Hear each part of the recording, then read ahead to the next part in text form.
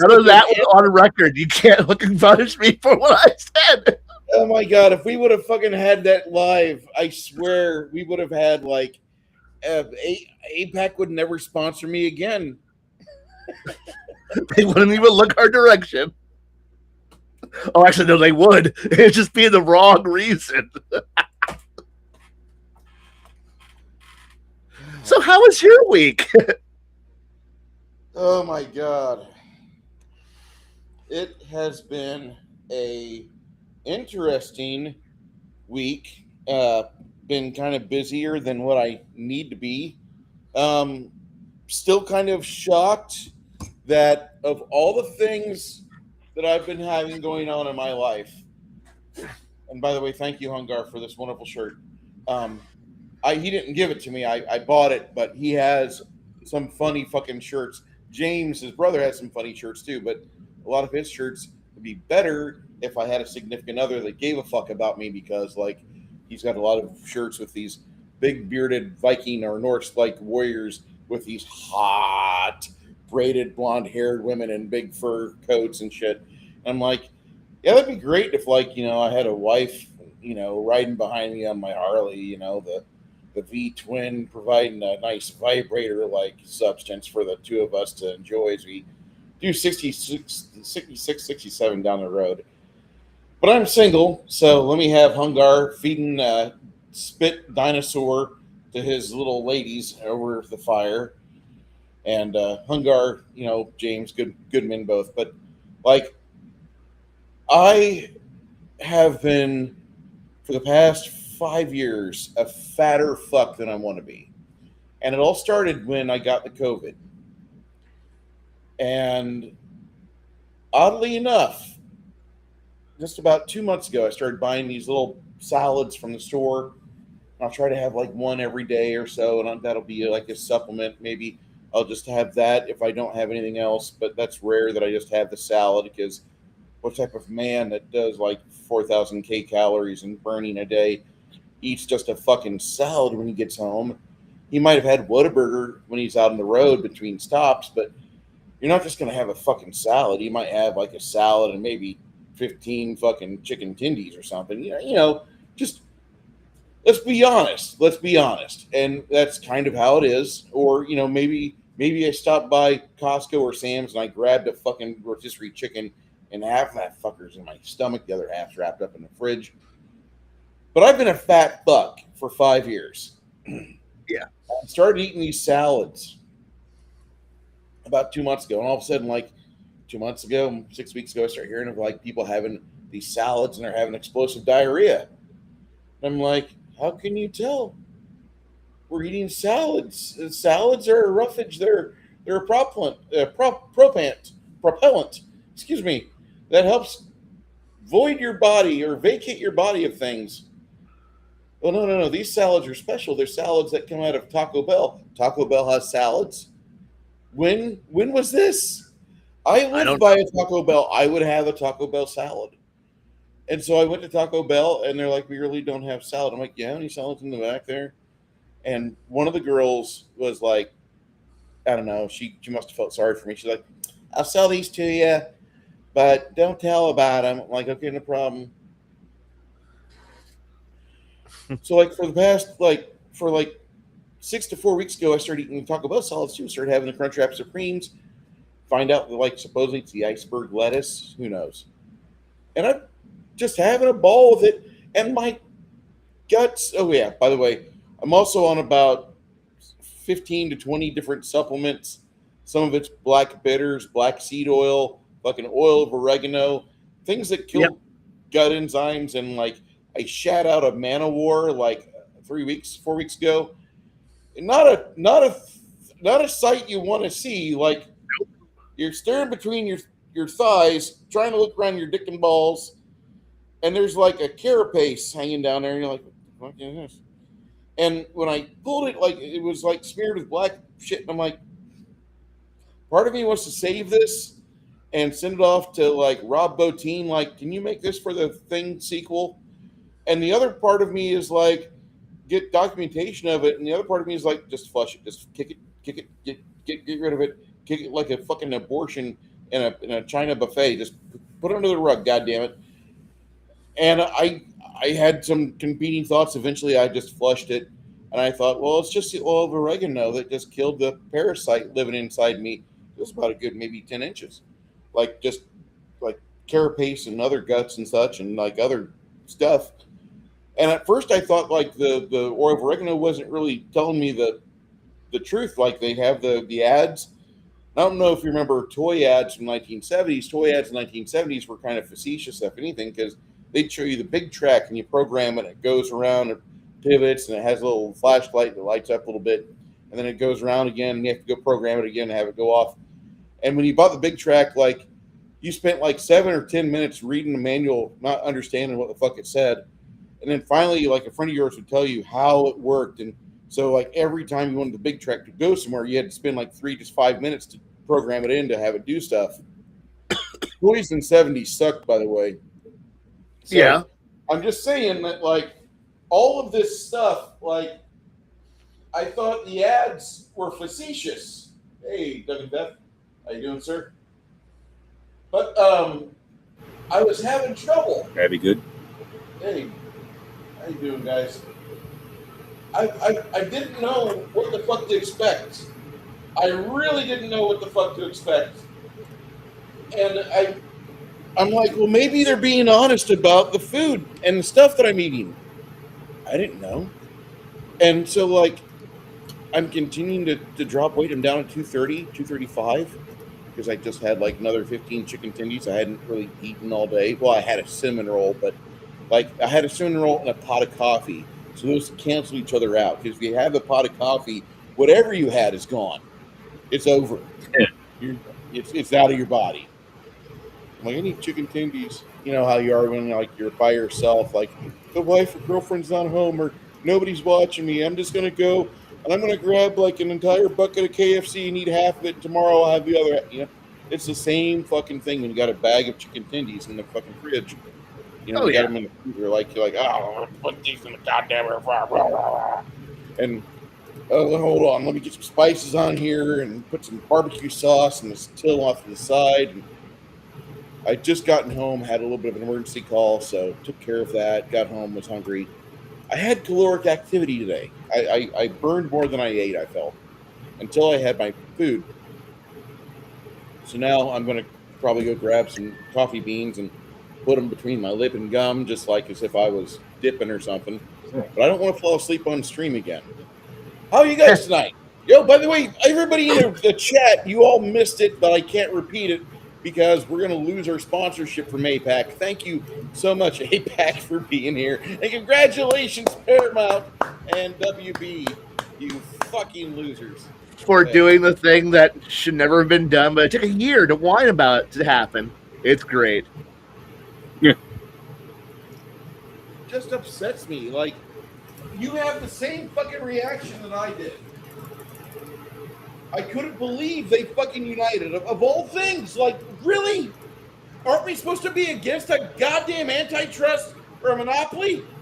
What the fuck is the purpose of all these goddamn rules? If I've got to abide by them, you got to abide by them. What the fuck? That's the thing. I don't think, like, honestly, we're going to have to wait until we can either exterminate all the boomers, finally, or they all die, to finally break up all the not quite monopolies. Honestly, I think the world would be a lot better if we just murder all the lawyers and start over. The 90s into 2000 event, Justice League had a solution for that with the alien court system, the galactic alien court system. Don't you have lawyers for this place? We do. And how? No, we took care of that problem a long time ago. How? Lawyers share the same punishment as their clients. That's how we took care of our lawyer problem. Yeah, unfortunately, we don't live under that kind of a system. We live under a very Byzantine system, which lives for the bureaucracy, serves the bureaucracy, and that's exactly what it is. All the lawyers serve the lawyers and the government, and it's just what it is. We don't fucking have a say because, well, you can't practice law unless you've been through the legal system. Well, once you're through the legal system, you're now part of the machine. it kind of sucks. So honestly, yeah, it kind of needs to fall apart now. It's kind of that meme of the system's broken. We need to fix it. No, the system is working as intended. It needs to be destroyed. Yep. But yeah, no. But since none of us are going to be, starting the second revolution, so yeah, there's no need to worry about it right now until somebody else gets it rolling. But so all we can do is role play and play games where we start revolutions and overthrow governments, because being a bootlicker is not fun. Well, I've noticed that not only have I gotten an increase in suggestions of it, but there has been directly an increase of both making and playing of YouTubers of survival or post-apocalyptic games where the government doesn't matter. Well, that's because of the fact that that's the current fear in the in everything, is the simple fact that if you have the idea of a vision, of a dream, of a vision of a better future, you see the media and games pointing towards the idea of a better future, which is why you kind of had the 70s giving us, hey, look at that, grand space epics. And yeah, we kind of had the world's kind of decaying, so you had that worn in dirty look and the feel. So you had games like Traveler, where hey, space is now so tamed that anybody can go up there and drive a space RV and go live your midlife crisis. You worked your ass off. Now you can just go fuck off for the next 100 years, floating around in the middle of a decaying, dying, uncaring, malfunctioning galaxy. Which, honestly, if you play Traveler, you find out that that's pretty much the description of the Third Imperium. Is congratulations, it's a dying, collapsing empire that you're just kind of surviving in, which fits the 70s and the 80s. But Traveler kind of fell off in the 90s, and it's coming back because, once again, what's a bunch of old people who've got money floating around space doing whatever the fuck they feel like? Yeah, that's Traveler. But of course, you're going to see a lot of games where,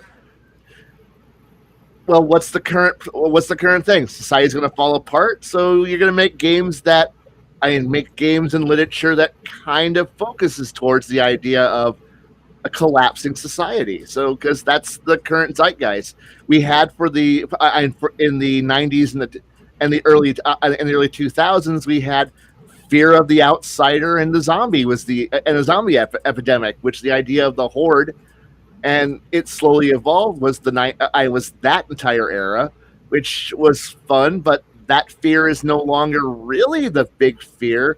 But we had fears of biological problems, economic collapse. We have cyberpunk coming back into the vogue because, well, what's the fear of an uncaring an evil corporation run by completely disconnected assholes who monitor everything, control everything, yet don't give a shit about everyone, so everyone kind of steals and does whatever the fuck they want. Hey, that's cyberpunk. That's Altered Carbon. That's a bit of The Expanse, which The Expanse is just Traveler. You have Ghost in the Shell bringing back the original 80s take on it with the new series has been released. Unfortunately, Shadowrun's kind of dropped the ball and is the most worthless version of it it's ever been. But Cyberpunk's back being popular again because everyone realized, hey, look, the dystopia that we were all warned about is happening, which is great because like all of our media and all of our entertainment is like, hey guys, if you build the Pain Sphere 2000 from Evil Dick Corp, we shouldn't do that. Meanwhile, tech bro Dick Sucker Von who works for Mossad goes, I want to build Evil Dick Corp and I want to build the Pain Sphere 2000. Look, I have built it and it's great. I will, and now you get to go. The Pain Sphere 2000 will solve 4 crimes a year. So that's why all of you must be strapped to it. Why? Fuck you, Mossad. Back off. Back off. You're antiseptic for questioning my system, because they're always paid for by the same people.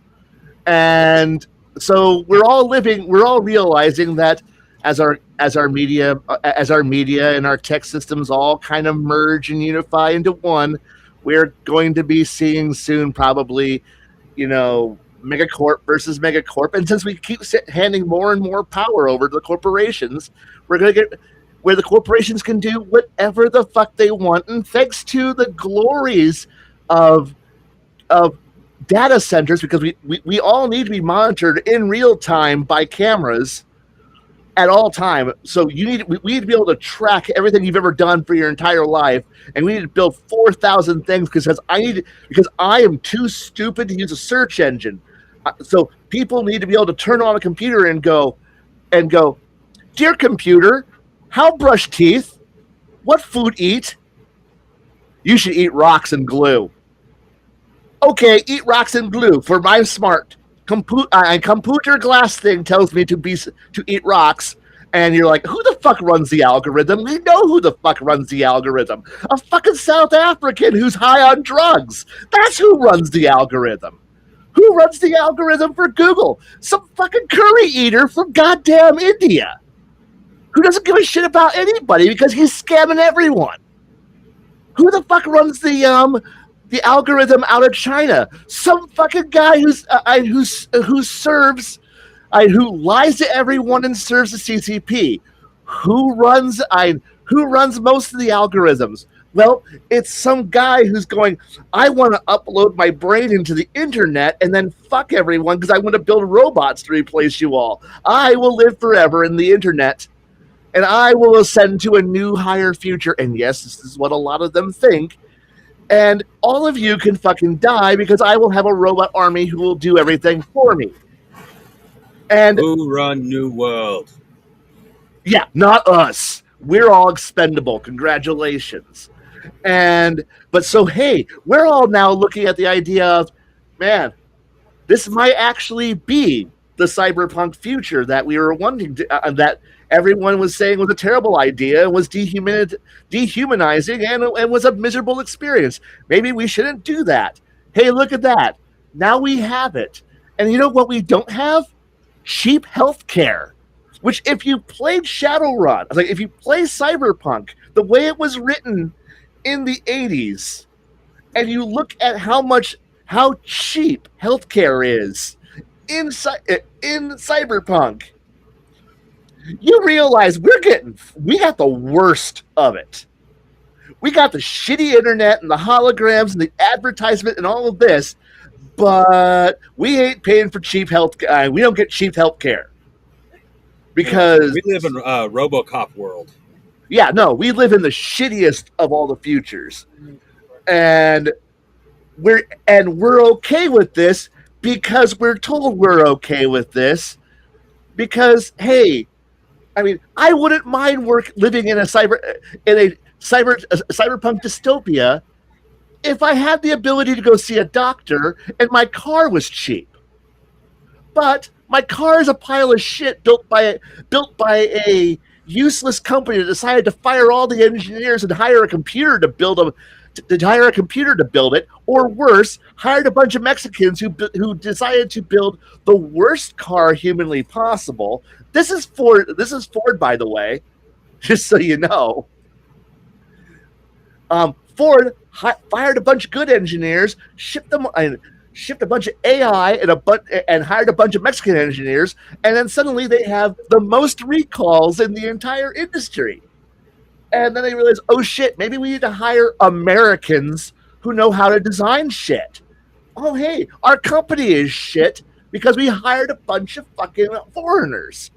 Hey, look at that. Or maybe, and then people are like, I just want to buy Chinese. Sure, if you want your car to catch fire randomly for no fucking reason because Chinese batteries suck. And hell, BYD has decided to go, well, to save the people, In the event of our batteries catching fire, we're going to build an ejection system for the battery. Hey, your car is catching fire. We're going to fling this burning battery out of the car and into whoever the fuck is next to you. So that way you'll be fine. Fuck everyone else. That's where Chinese EVs have gone to, and even everyone's going, that was a horrible idea. Why the fuck did we do EVs? And don't worry, we're going to sell private corporations like Google access to nuclear reactors, so that way they can run it. We're going to war to blow up somebody. We've been blowing up somebody for months because they might have a nuclear reactor, but don't worry, we're gonna let Google and some private surveillance company buy nuclear reactors and operate them because, well, we need to be watched at all times in case some of us is a no word, and the algorithm can flag us and take away everything that we do because we said no words. You mean we might possibly say things that offend other people? Like, yeah. How are we going to survive? I mean, we need to start instituting fines. If you make somebody feel uncomfortable, no matter if you live in a free state like, say, Minnesota or something, if you call them a bad word, we're going to give you a ticket for disturbing the peace. Even though they might be stalking you, you can't say a bad thing about them. You can't. And oh my God! And if you say an antiseptic word, oh fuck! Oh fuck! You might be. If you question the narrative that's being given to you, you might be fucking ruined. Oh man, you're spreading antiseptic conspiracy theories on Minecraft. Fuck you and fuck your family, fuck your home, fuck everything. Because I have a dedicated team of 500 specialists monitoring the internet at all times in case you say bad words that might anger 1% of the population. Fuck yeah. You know, but don't worry. It makes me laugh. It makes me laugh because I'm a trash Guinea, right? You know, Guinea is kind of like the N word for Italians. Guinea, Dago, Wop. And it's kind of funny if you're in a crappy Somali-ran city up in Minnesota, you can't say a word that really doesn't apply to them because, like, I'm just going to blurt this out. You could be a person with dark melanin. And in America, we typically call those black. Yeah. But then you have like a couple rungs down, and you can still be black. But then you get to like the Turanian level. And now it starts getting like you can call them a jigaboo, porch monkey, a nigger, whatever you want. Yeah. But then below that, you have Somali. Because I know black people of varying stripes and creeds and morality, they will work their ass off once they get to their chosen destination to make their money. Be it if they're a firefighter, a doper, doesn't matter if they're going to be an honor, law-abiding citizen or if they're going to be a criminal. They're just like whites.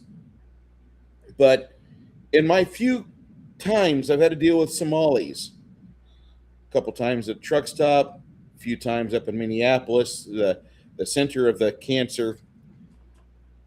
Every time I've thought, like, I got it. I understood Margaret Sanger. I didn't ever put it together.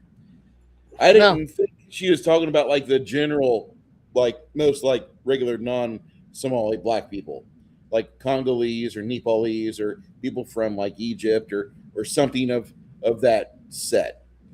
But you have Somali, and if I call you a Somali, I've just bypassed the N-bomb. I've just gone past cunt, bitch, motherfucker. And I've called you a Somali. You're like the bottom tier of humanity, or what could be suggested as humanity. You're a creature. There's nothing much worse I could call you than you're a fucking worthless Somali piece of shit. And that's where each and every one of those examples have always languished while I've had to deal with them. They don't accept discussion, criticism, help. Had one rip a bumper off of my partner's truck when we were up in Minneapolis, and then he just drove off. And 2007, trying to get a camera in a fucking truck stop. Hey, did we have any CCTV cameras here? No, they don't. They don't. Because if they did, they'd have to go through 7 to 10 reports of that shit a day. Because the local truckers in Minneapolis were garbage. And sadly, there's more of them here now. Oh, wait, I'm sorry. I'm not trying to, like, some people might be saying, like, Jews are a problem. And that's okay for those that want to be antiseptic. I get it. But I really hate the Somalis. And honestly, to kind of divert this is that I just kind of want to get that almost Teddy Roosevelt mentality of we need to get back to just having a common culture rather than get rid of the hyphenated. If they're hyphenated Americans, they're not. I just want an American. I just want to get back to that.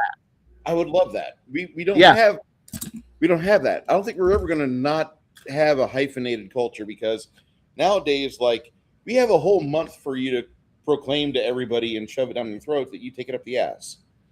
Which, if that's okay, I mean that's good for you if that's your goal. But I would prefer to keep my sexual habits hidden. Like, I don't like it when I'm showing my friends a screenshot of Reddit and off the side it has Amazon position. I'm like, fuck. That's the last thing I want to see when I'm showing off. Like, I'm trying to display something to my comrades and my friends. And it's just, God damn it! This is thank goodness I'm a normal deviant. I'm not some degenerate that would be going crazy for the old photos of. What's that kid's name? The 5-year-old model that died in their dad's basement. John Benet Ramsey. I'm not one of those guys. I'm not a PDF file, but I am a deviant. Whenever I see muscular women doing wrestling moves on each other, I'm like, okay, I'll watch. I guess I'm normal. Yes, Damien Tracy. Yes. Jesus Christ loves you. Some of you are enjoying the Sabbath already. Congratulations. We're here stuck in Degenerate Saturday. Oh, my God. But we're never going to get away from what we've got right now. We've got too much of a brewing civil war, I think. And I don't see it changing anytime soon. Yeah, I know. And that's because that's what the media wants us to feel. I mean, that a lot of this comes down to who controls the narrative, and if the narrative only shows anger, division, and tribalism, which is exactly what the people who control the media want. It's functioning exactly as it was designed. Right, and the thing is that most people, most people just want to cooperate and get through life. But the thing is that you need someone to get angry at and keep everyone angry and inflamed. It's the more we're all firing in every direction besides the people who actually matter. We're never going to do anything, and I think that's kind of the reason why. While we're heading towards it, we're never going to get there because for a civil war to happen, you need something to actually divide, an actual hard dividing line. And there isn't enough of one to create a regional, like, the best you're going to get is a bunch of insular fighting, a bunch of rebels just blowing up shit randomly. But the thing is that we're not desperate enough yet They haven't leached enough money out of us yet that we're all unemployed and desperate.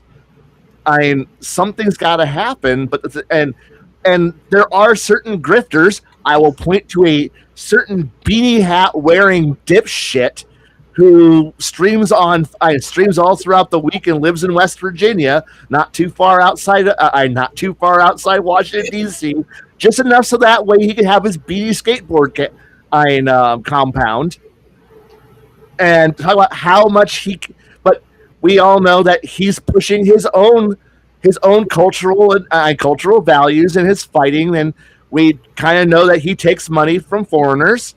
So, he's got his agenda, and we have ours.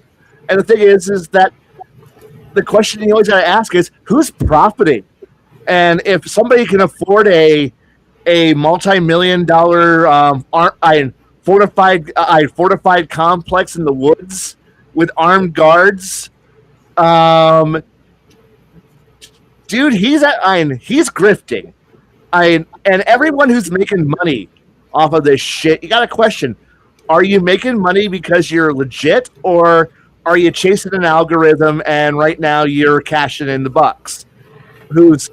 Someone's paying you to say bullshit, and since most media people are soulless cash grabbers who will say whatever the fuck that hey, if you got enough zeros, I'll say anything.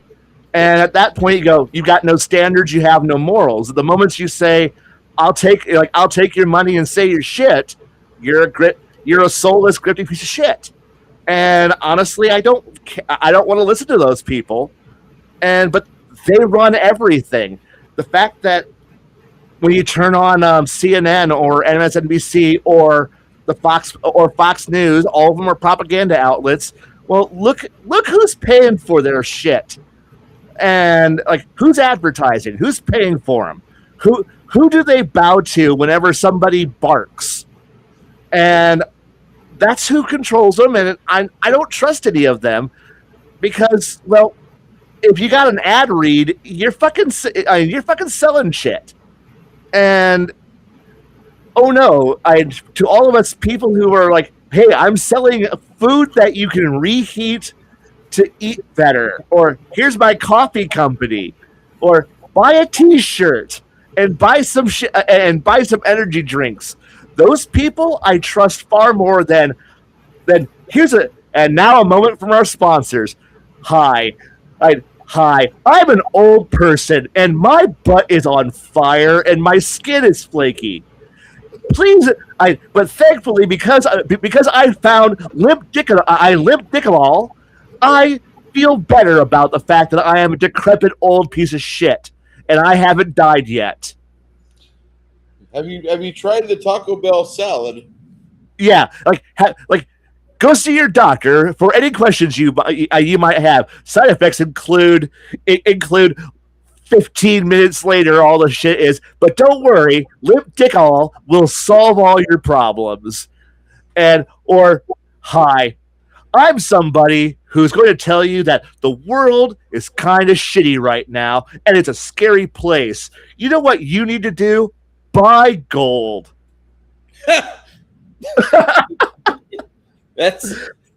Transfer all of your wealth and assets to this thing where we send you a piece of paper that says you have gold. Are you okay? Yes.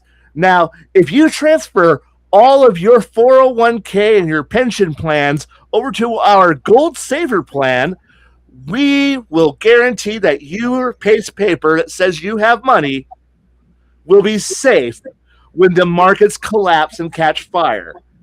Don't pay no attention at all to the Chinese versions of this that have collapsed because of this. Buy more gold. Drive the gold price up so that way we, who do actually have the gold, can actually continue our Ponzi scheme. Are you afraid yet? You're not? Here's 15 more minutes of bad news. We'll see you at the bottom of the hour. They're doing nothing but selling misery porn.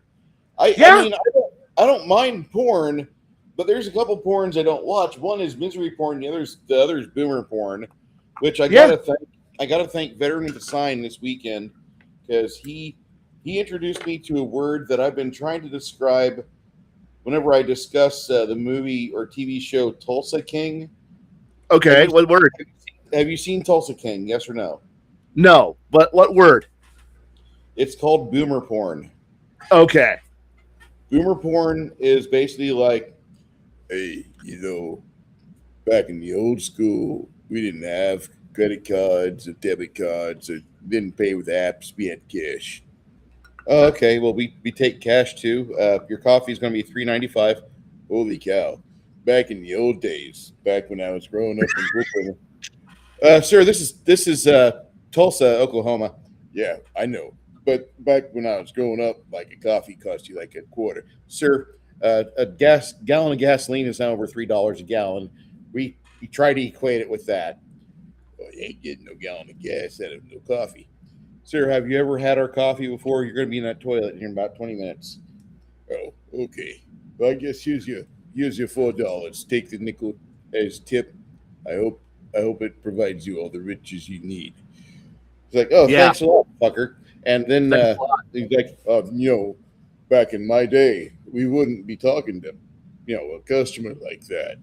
And the entire show, the entire Tulsa King, is him talking to somebody, meeting a hot chick, fucking a hot chick, then getting into a poorly choreographed fist fight because Stallone's had like procedures done, and he looks like he's had procedures done.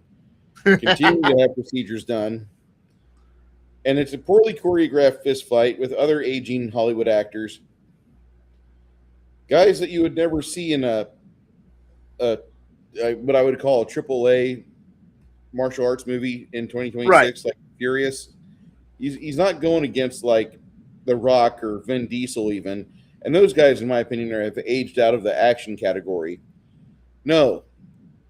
It's some actor that's been in Hollywood for over 40 years.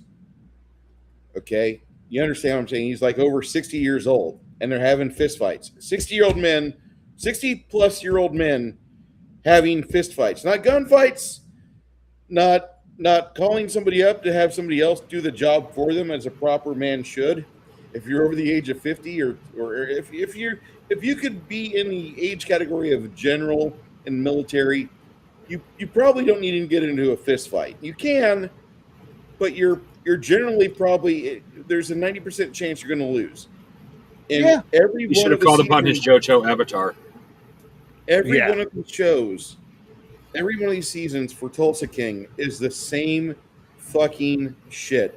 Where you meet a guy and Stallone's like, back in the old days, back in the old days. And then like, he gets out of bed with a hot chick. I did pretty good, didn't I? Yeah, I still got it. Yeah. And that's like the entire show. Stallone is a very talented man. He's directed. He's produced. He edits. He fucking choreographs. He's acted. He's done his own stunts. He's pretty talented. He broke his fucking collarbone in the Expendables with Stone Cold. Holy shit, the guy's very talented and he's resilient. That's great. But I really just don't like the Tulsa King because all of it ties back to the fact like, hey guys, look, we got a 77-year-old guy on fucking screen and he's getting into a fist fight now. And part of me is thinking like, just one hit on the chest, one wrong hit on the chest, he has a fucking heart attack. He dies right here during the filming. I'm not into it. And I've been trying to tell people for 3 seasons, like, I don't want to watch Tulsa King. I watched the first season. I tried watching the second, and it was really bad. It was really bad. And my friends are like, well, you're kind of a fat fuck too. I'm like, yeah, but I've never fucking won an Oscar for my boxing film, and I've never had a fucking team of scientists and fucking gym trainers to show me how to get shredded. Stallone looked better in his 60s than he did in his 40s. The really bad part is that that's a show, but I live that like when I live a part of that boomer porn mentality because I work at an auto parts store.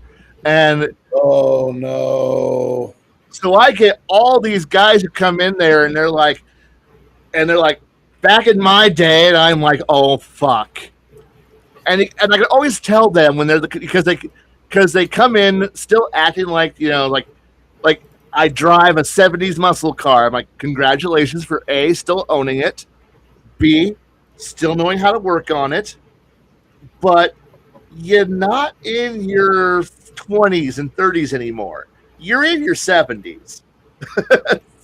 And you're hobbling in here complaining that it's just getting so hard to work on cars. And I'm like, well, yeah, because you're working on your 1968 Mustang that you've owned since high school.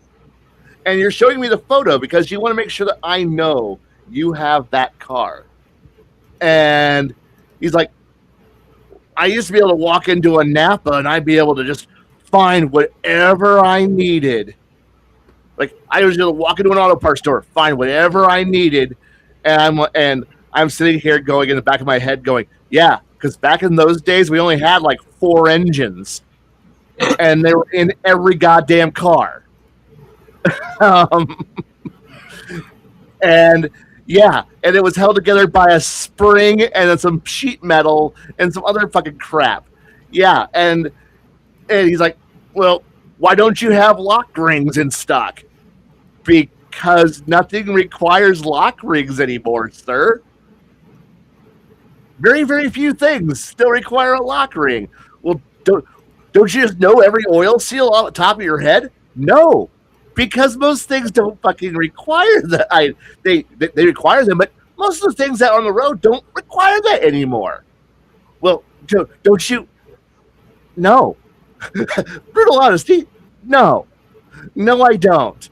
I know more about other shit these days. But they're like, well, and then they walk in like, I got this size, and this size an engine. I'm like, fuck, okay, sir. I don't know a fucking thing about that. Well, why don't you? Well, first off, I'm sure you got T-shirts older than me. And I'm 48, and I'm pretty sure you got shit older than me that you still wear. And I'm sorry, I don't fucking I have my head into an ancient engine that isn't fucking around anymore. And I'm like, sir, I'm sorry to tell you that in 1986 we computerized everything. We don't do that anymore. Well, don't you know carburetors? No, because the last car that I owned that had a carburetor on it was an old piece of shit I bought when I was 18 in the 90s, and it was already a 20-year-old car, and I got rid of that. I hate my modern car, but I couldn't maintain that thing. But well, okay, you just don't know shit, shit, young one. Yeah, I'm sorry. I'm not drawing a pension, you fucking retard. I'm sorry that. Go ahead. I'm sorry that I'm not familiar with the Loctite ultra rare dragon based flywheel nut that you need to be able to tie your muffler back to your car. Leave Loctite alone. They are a magic company that produces a wide variety of very good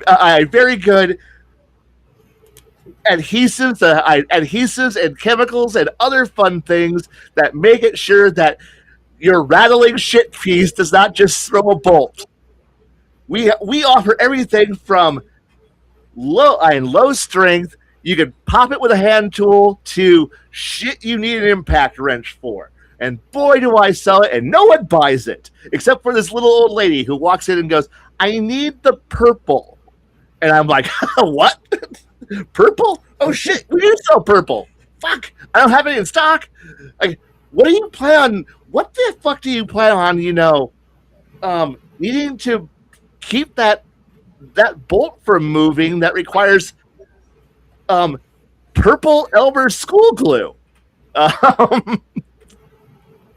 But yeah, no, you're not wrong about I don't have the ultra rare thing that you need, because, and luckily there's still one shop that's run by an old timer, and this guy's been like around for an eternity, and I'm like, well, let me see if there's still an old place that's open, and found this one guy out in the middle of nowhere who's like, I still run a shop that looks like it came out of the 70s, and we're like, do you have this ridiculously obscure old part? And he goes, yeah, I got a whole bunch of them.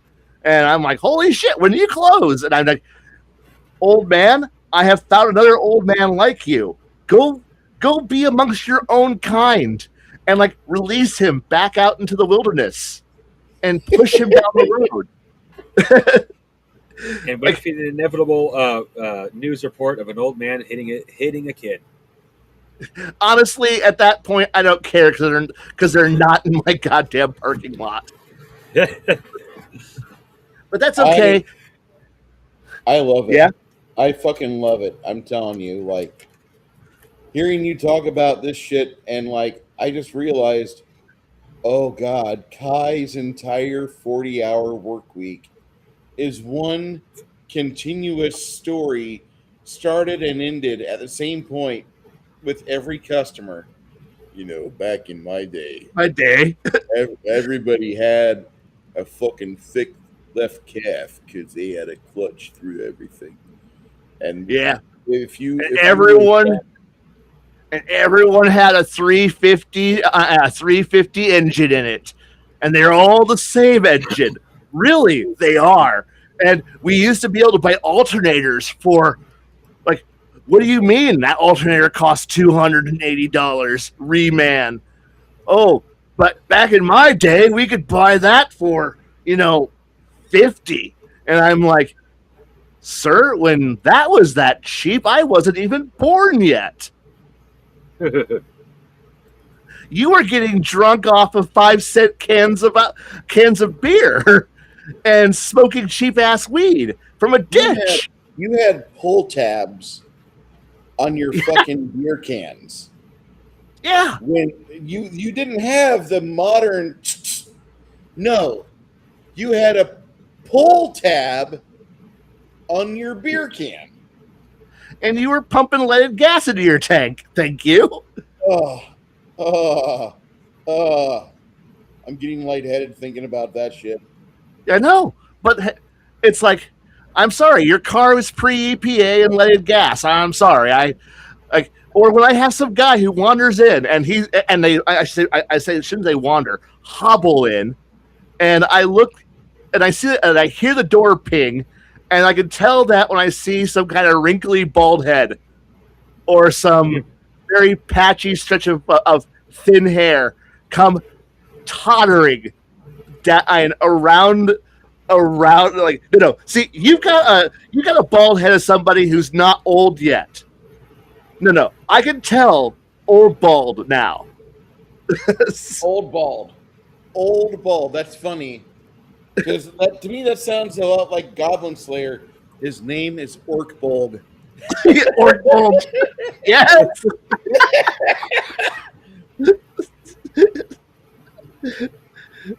When we translate it from dwarf, it means shit piece. But yeah, no, he comes waddling. They always come tottering and thing is, they pass everybody else on the counter, and for some reason choose me, for I am the only one who has white hair, because my beard has some white and my hair is mostly white.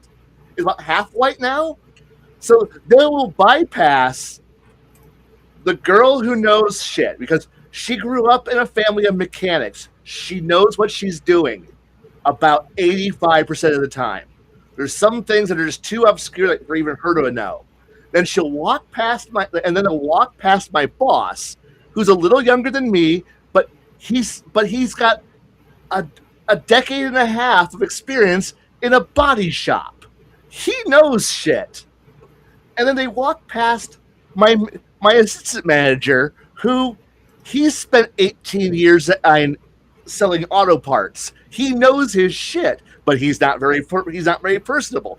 I, on the other hand, am at the end of the entire counter, and I am the only one with a smile on my face because I'm friendly and I have customer service skills. And so they wander their way You have to a me. 12 charisma, You have a 12 Charisma, which basically, when people get assigned to go to your Napa store, they're getting the deployment 10 when they get to you.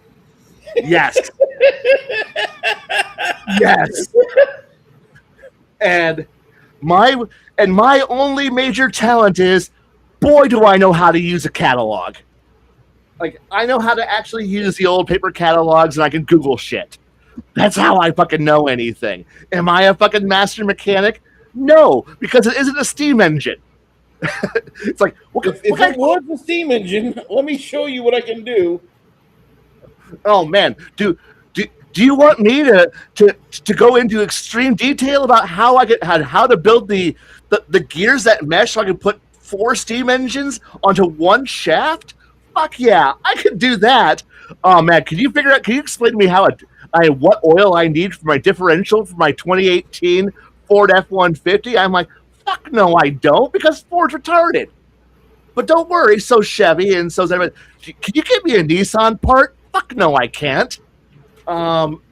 Hey, I drive a Mitsubishi. Congratulations, we got nothing. Hey, I've got a Land Rover. Good luck. Just go to Land Rover. I have a BM. Fuck it. No. You just said European. Go the fuck away. But I'm friendly. I'm nice. And then they come on and go, I need parts for a 1956 Etzel.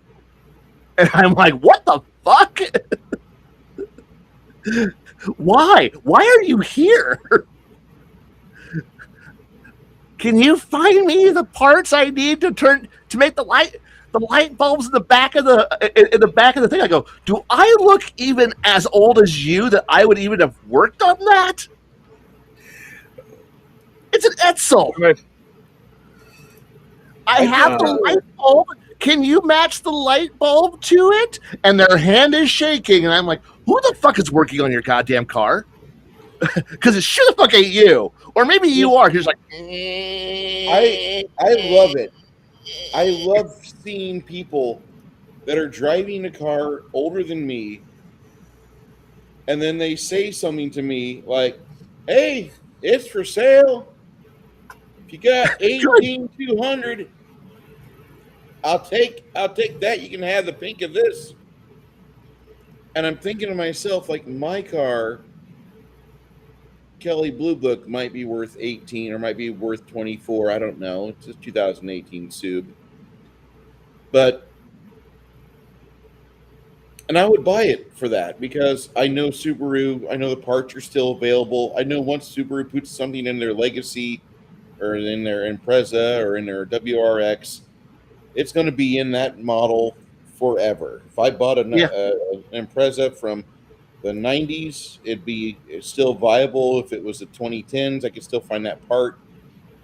Being this is 2018, I've got another 15 years I can find parts for it because they're still going to be making them. Yeah. That's just how it is. It's true. And I'm looking at this guy driving a 1967 fucking Pinto with matching gas cap. And I'm like, I don't understand how that's on the road doing the speed limit of 65. I must congratulate you for keeping it going. He's like, well, if you'll just give me 18,200, I'll luckily give you the keys to it. I'm like, no, sir. I appreciate your charity, but I don't want to buy that. I don't want the maintenance problem with it. I don't. I really don't. Okay, so there are 2 people in Peoria who drive 1960s era Triumph Spitfires or Spitfire derivatives. From the 60s. They come to to my store because I've had one and I know what the fuck they're looking for. But every time they come in, it's like, what are you looking for? And like, looking for this. I'm like, okay. You drive one of these. Do you know how hard it is to find this shit? And they're like, yes. I'm like, okay, here's the headlights. These are the only thing you're going to find in Peoria. Well, how do you know? Because I fucking know. I fucking know how hard it is to find this shit. So it's like, you're driving an antique. And hell, anybody who like, here's a word of advice: if you drive any kind of luxury car, like that comes from Chevy or GM, just shoot yourself, because you can't find parts for anything from GM. It's like, hey, do you drive a straight Chevy, like an actual Chevy? Parts are available. I drive a no. I drive a no. There are no Buick parts. There are no Cadillac parts. They don't exist. But I have a. You're driving a luxury car. Luxury cars assume that. Okay, so there's a running joke going on at my job, and and I told this joke now to other people in other stores, and they're like, no, that's an actual legit statement. And the joke really is, if you can't afford it new, you can't afford it used. You can't afford to maintain it.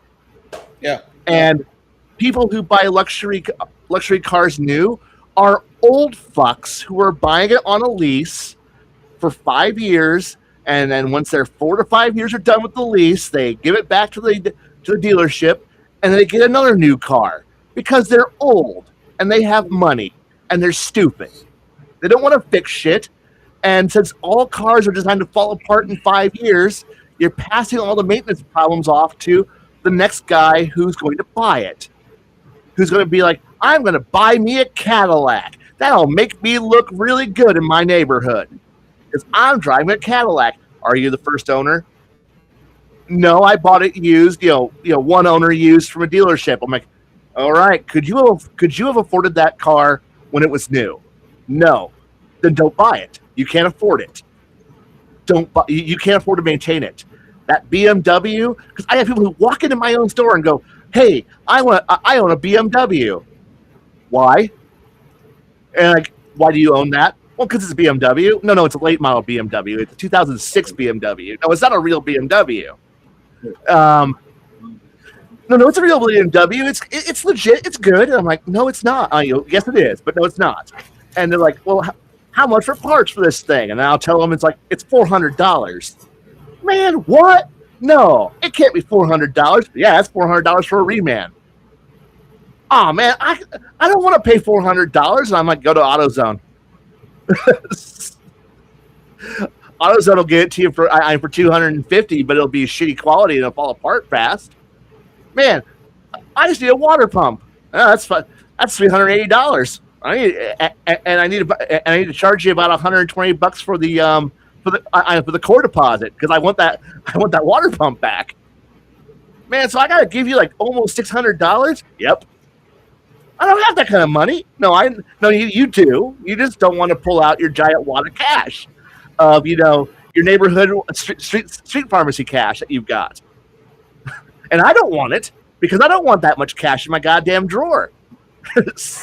So I want it on a card, please, because fuck your cash on that much because I know you're going to return it, and you return it tomorrow, and I won't have that kind of money for the next week because I don't keep it.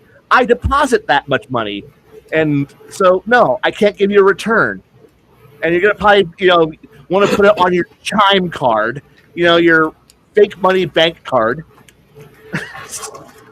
Because none of you have real money anymore, and I hate it. I live in this eternal zone of dumbass boomers and fucking straight rats who are just buying more than they can afford, and then being confused that cars cost money, and when they both agree on saying that's just too much money, and I'm like going, fucking walk. I don't care. I had one guy tear my ear off because why don't you have the same sales that somebody else has? Because I'm not them. You should give me a discount. No, I ain't giving it. If I had it my way, I'd give you a fucking increase in the price. But then again, I don't. I hate people. I hate walk-ins because honestly, fuck y'all.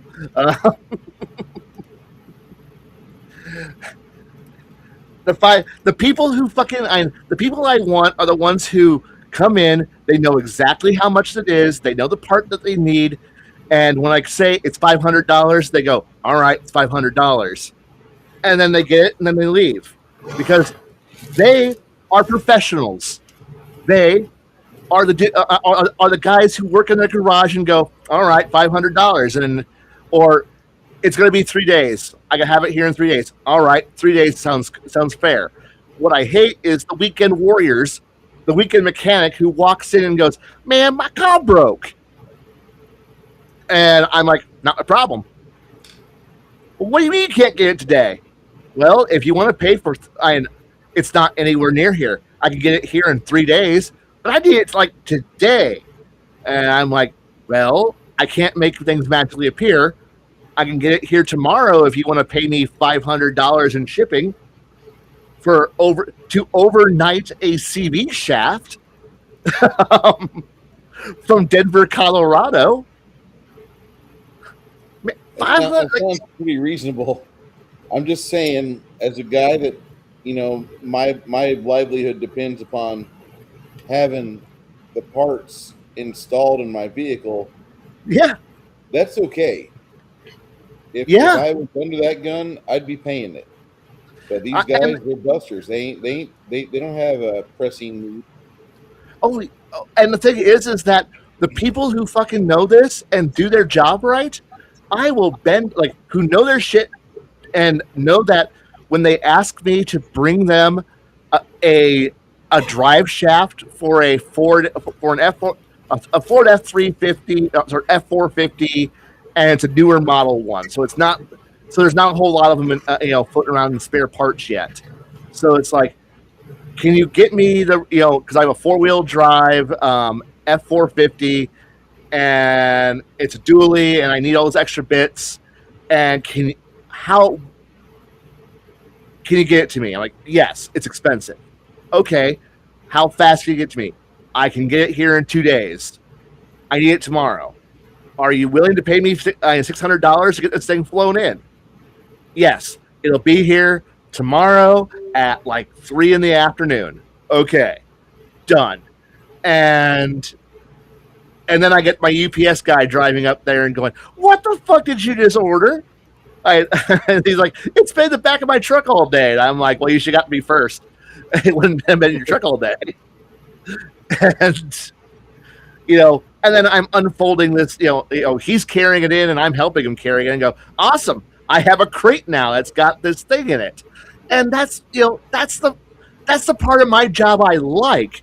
I like, when I get to order a transmission, or I get to order something big and stupid, and then have it paid for without question because they use the company credit card and the company account, and it's like, sweet, this is a $2,000 order.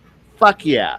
But when I have some goofball who walks in and he's like, I need an axle seal ring for something ancient and obscure and fucking no one's made it in 40 fucking years. Well, you're Napa. You got everything. And I'm like, yeah. Yeah, I've got everything. You got every obscure thing in the entire universe. Sure the fuck do, my friend.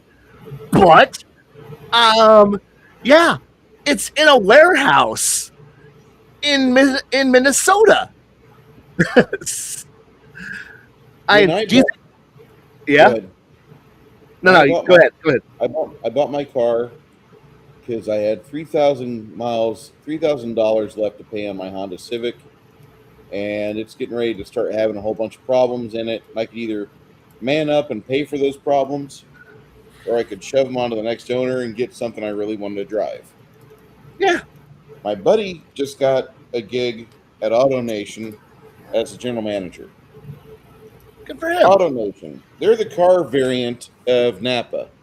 Napa is a giant warehouse with every car part you ever thought of. It's just a matter of time for them to ship it to you. Yeah.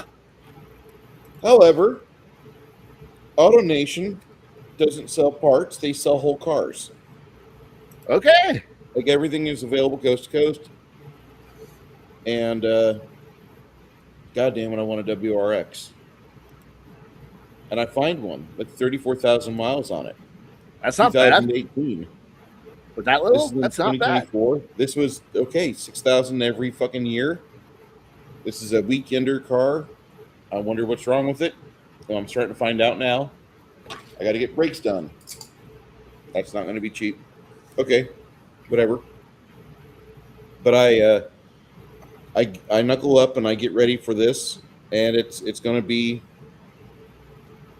a neat little struggle. Okay. And I get the car ordered, and it takes them 4 weeks to get the car.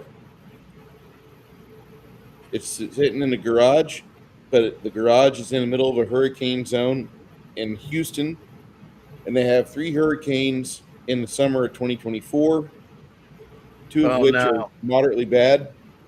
But I get my car. They ship it. So I get my car. First thing I notice, I got to get tires on it. I don't really pay attention to much else, but now I realize brakes need to get worked on because the brakes weren't worked on. I just paid this February I paid for a new clutch because they had a racing clutch installed, which was really fun because you had to shove your entire foot into it. But once you understood that, you were good. Now I've got the standard clutch, which feels like I can bat it around with my left hand.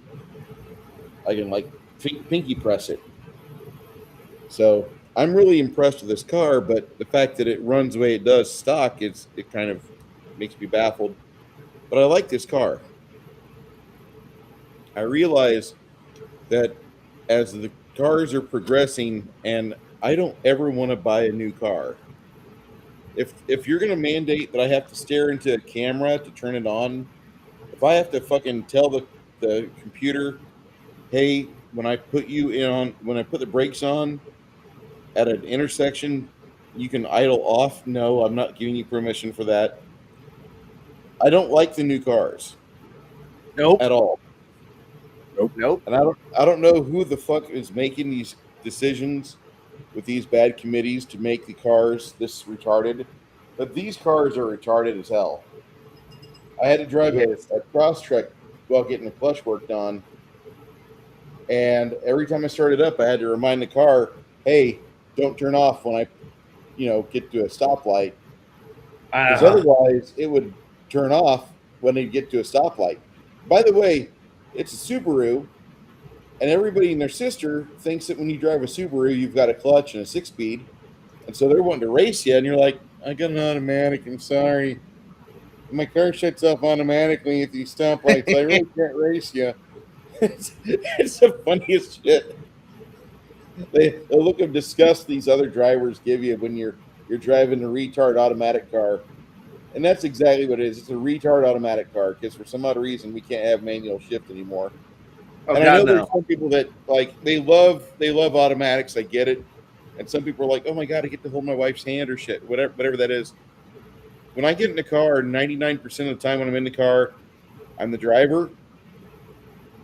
I'm in tune with the road. I know what the engine's doing when I sit into the seat. I can feel it. I know what's going on. Taking away the clutching and the shifting from me does nothing to help the betterment of the vehicle. Nope. In fact, I feel like I've lost connection with the car. There's a lag going on. And driving around that automatic, I really did like the Crosstrek for the height, the suspension, the way it handled, because I have to drive onto a ranch. And sometimes I realize I've got a really good car because I've got really stiff suspension, and it's meant for rallies. It was built as a rally car. That's the WRX, that's the Impreza, and that's what they're supposed to do. But like normal vehicles going onto that ranch, it's like you're jumping off of a cliff. You're going wee because some of those potholes are big. Yes, they are. And I just have a laugh whenever I watch other people drive into the ranch because their S10 or their Ford Ranger, the Rangers don't have that good of suspension. And watching the Ranger oscillate and bump and waddle in, is like watching one of your 75-year-old men come in with your 60s Edsel trying to order a specialty part at Napa Auto Parts with the only smiling guy with long hair looking like he's a roadie for ELP cover band or something. And instead you find out, like, wait, Blaine, you haven't been a lifelong mechanic. You just have a smile on your face. You look like Captain Customer Service here. You're the deployment 10 in this entire store. That girl over there would be the deployment 10, but she has a scowl on her face because she can tell I'm bullshitting. I just drive an automatic, and she's been working on Camaros since she was 6 years old and had to hold the flashlight for her daddy. Yeah. I'm sorry, man. Your story reminds me so much of like all the other friends I've had that worked over at Advanced Auto Parts and shit like that. Oh my god. Honestly, it's kind of like we've all done it, and it's one of those miserable jobs, and I'm just like, fuck it, I'm still smiling at this shit. Why the fuck am I doing this? And the bad part is that I know how to police the angry away real fast because it's like I can be the most angriest, just cursing motherfucker. But the second that door dings when the phone rings, it's just like, "Hi, I'm happy. How can I help you?" And everyone, and a few of the shops who known me for a few years are like, "Yeah, no, just dropped. I dropped the happy act." Okay, I'm like, "Sure thing." But that's funny. Yeah, no, because one of them was like, "Sup, sunshine? How you doing today?" And I'm like, about as good as you are." And he's like, "Oh man, that fucking sucks." And I'm like, "Yeah, this job sucks. Your job sucks. Why the fuck are we both here?" He goes, "I don't know. Anyway, I got problems." And I'm like, "All right, let's work on it." And I've gotten to the point where I can be that nonchalant about it. So we're getting ready to bring on a third truck at my job. woo. We'll have it built in 3 months. My boss and I argued about it back and forth. As much as I don't have any money in this business, I take money out every week with my pay. My boss on my input, and I fought him tooth and nail. I'm like, I want a Mac. What? Why the fuck do you want a Mac truck for? I'm like, it's a piece of shit. It handles like hell. But if you have to drive it on an oil field road with no county or state maintenance, it will be the only vehicle you have that can traverse the potholes at 10 miles an hour to 15 miles an hour. Everything else is going to drop bolts. They're going to drop parts. You're going to have shit rattle apart on you. Yeah. I would want a Mack truck each and every day that we do this job, especially with one of the dumps we have, because we just open up. Our dumping has opened up to where we go back to this one place on the south side of town where there's ruts and it's mud. It's not rock. It's mud. And I just want a reliable truck that I can trust to get me to and from places all day. And a Mack truck, as much as I absolutely brace for shock every time I get one in gear, I know for a fact when I'm driving a Mack truck that it's going to be just as good as I am when I roll back in the yard at the end of the day. We're going to be fine. And my boss, as much as he says that's understandable, I agree with you. He bought a Peterbilt. I'm like, what? He's like, I bought a Pete. We already have an account with a Peterbilt company here. And I'm like, dude, you don't have to buy a new Mac, okay? And then as soon as I said that, his wife, who is always there to, like, you ever see a couple that they do well together, but like if the wife and him disagree, the wife pulls out the nut punch card and she shows him the error of his ways? 100%, yes. Okay. So she shows him on Facebook a Mack truck that would have been perfect for the 3,800 gallon tank we got. And I'm like, oh, don't show him that. So, if anything happens with this Pete that he's got on order, like I know what's going to happen. He's going to be, man, I should have listened to you. I should have, and I'm going to hear this litany for the rest of time immortal because he's going to be like, I should have bought that Mac. I listened to you. I heard you give me the reasons for it. And I know you know the Mac mechanics because you've dealt with them before when you were driving for FTS and you were the primary driver for the fleet. I remember that. Da da da da da. But god damn it, his wife pulled out the fucking Facebook Marketplace and showed him a Mac truck for like $8,000 more, and it would have been a great it would have been a great investment. That's all I'm going to say. It's a 2011 Mac, and they had modified it to where there's no fucking there's no what do you call that? The diesel exhaust fluid. He disconnected it. Completely and totally illegal, by the way. Right. So you'd have to get that fixed, of course. But like a lot of the small companies around here will disconnect the diesel exhaust fluid and they don't run with that because there's so many people in San Antonio that just do not give a shit about that. And the local constabulary, when they're doing their examinations, they don't give a shit about it either.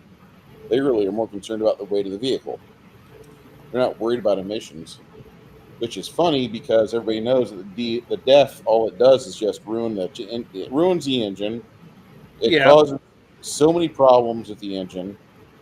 So a lot of they've stopped being dicks about it. Like I'm sure if somebody sees it and they've got something against me, like we might get an exam, but the majority of the stuff we've dealt with in the past, everything is dealt with our certifications, which he's fixed that. He's got things like we didn't have the stickers on the truck. We had the paperwork in the folder, just didn't have the stickers applied to the truck. God bless it. Thank you.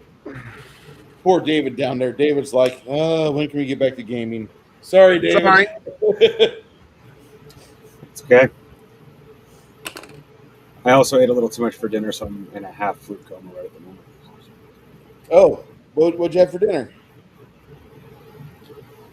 Just a little bit of Arby's because normally we have like actual homemade food. Yeah. My brother-in-law hadn't started dinner until like I don't even know if he has because when he starts dinner late, we're not going to eat till like 9 o'clock, 10 o'clock our time.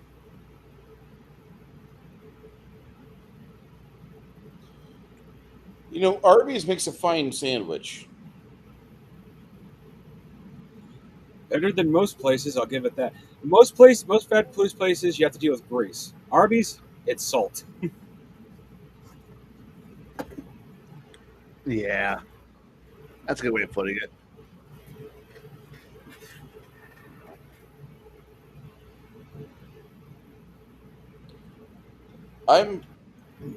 I'm not against Arby's. One of my first jobs I had after I got done detasseling, after I detasseled, I got a real job with like a W-2. I went to this place called Rack's Roast Beef, which I just found out they still have those across America, mainly Ohio. There's one in Joliet.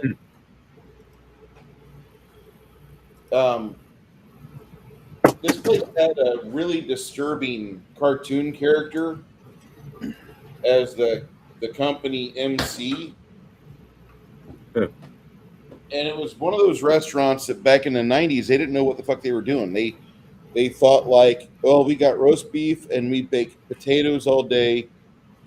And tell you what, let's also have a salad bar.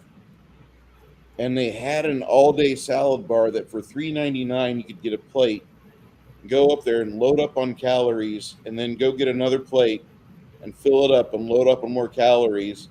And you would just cycle back, grab an endless amount of salad bar plates for you and however else was at the salad bar at your table on your ticket.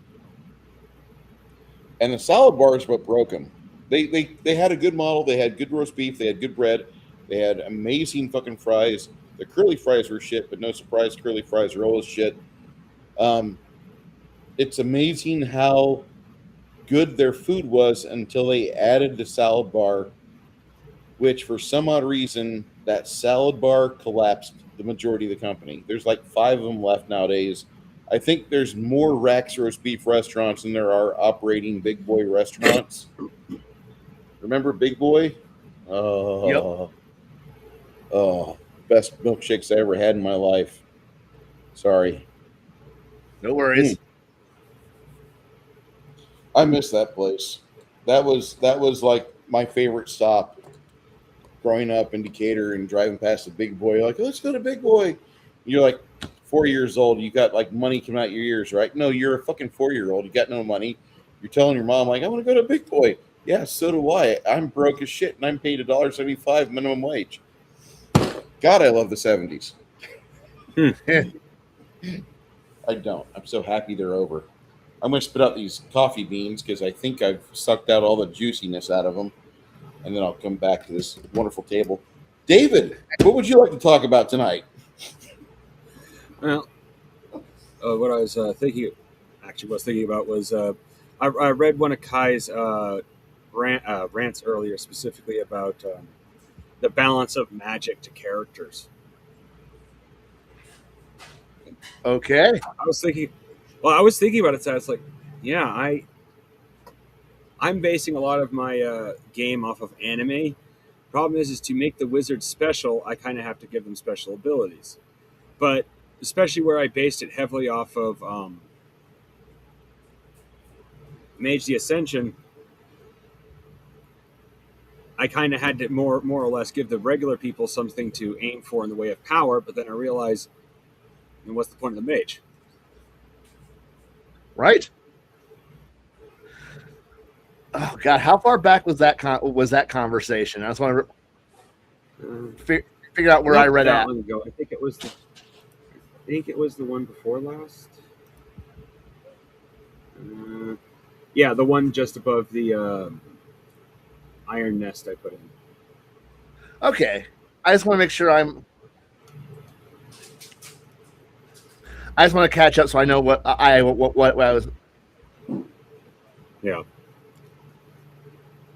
Well, originally okay. my eye was the whole conversation about the magic physics, but it seemed kind of like it should. I mean, I actually like in all of my games, I played off that if you had like the equivalent of a tricorder, for example, you could actually see a chemical reaction happening as a fireball is flying by.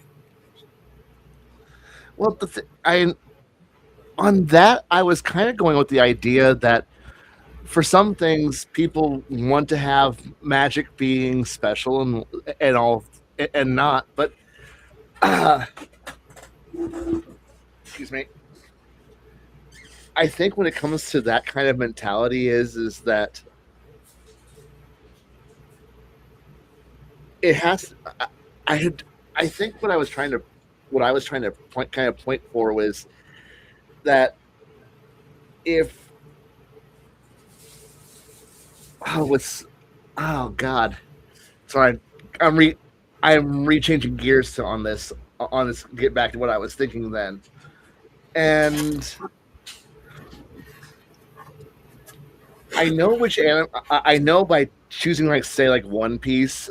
One Piece is very it's scattershot on where it comes from, so it's really hard to be able to pin down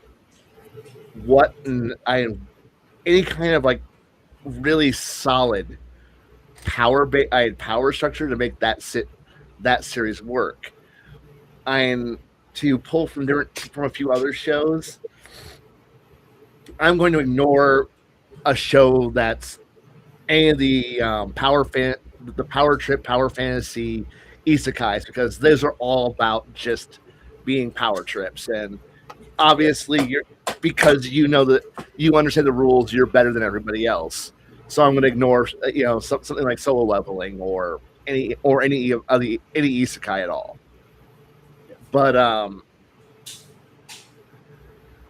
when you compare it to a show like Full Metal Alchemist was definitely one where they put thought into.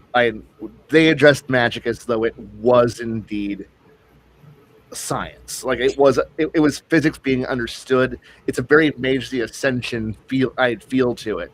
But the thing is that when you start to look at the Ars Magica Mage the Ascension route, which really is an interesting but confusing route, is that when you start to play with that kind of a game, what you're kind of working at is your the methodology that powers your magic becomes critically important. Like how you do it, what your belief structure on how to do it, and other things works. Because one of the big things about with Mage is that there's 100 ways, like there's a number of ways to get to the same conclusion. If I'm playing a technocrat and my methodology and my paradigm, there's the word I was looking for, paradigm, is that I'm manipulating reality based off of my control of physics and chemistry. And when I create a fireball, I'm actually doing X, Y, and Z, and I am freeing the hydrogen molecules from the air and from the water in the air, and I'm detonating a fireball that way. While somebody else who's saying like iteration X, well, I know the source. Like my paradigm is I understand the source code for reality, and I'm actually like, where I'm perceiving reality as though the entire world is a simulation. I'm hypothesis paradox, and I'm going to just rewrite reality to create a minor tear and this, and boom. And but that could also be a virtual adept attitude. But if you're a Celestial Chorus member, your idea is that, well, obviously I can invoke the power of, I'm going to beseech God on my side, and, I get a fireball. It's like your methodology and how you're working through it. Meanwhile, if you got someone who's also Celestial Chorus, but who takes not a Christian point of view, but more of a Buddhist or a Taoist or a Shinto point of view, and then they're like, no, I'm actually invoking the spirits in the area. I'm convincing them to work with me through deals and contracts, and I spontaneously create a fireball. Fireball detonates. All of them are doing the exact same effect. They're creating a six dice fireball. It's going to, it has the same range, same power, same damage, but everyone's way of applying it is different, and how they got to that conclusion. And well, that's how it's 100 ways to work towards one point of view. It's not, and that's different from say everyone's favorite fantasy RPG, where no, you need to invoke the exact same mechanics. Fireball appears, but fireball is an arcane only thing. You can't cast a fireball as a divine caster because divine casters don't have access to that spell. Even though you're kind of going, but my god is a god of fire. Why can't I? Oh no, that's now a domain spell that you can cast.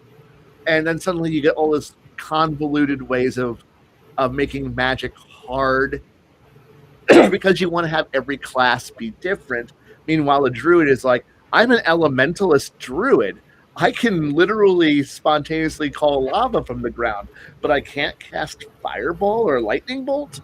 No, you can call lightning, but you can't cast lightning bolt. They're different spells, different spell blocks, unless you're this one particular, and it creates this convoluted nature that is kind of dumb. But the thing here is that that's also with the mentality that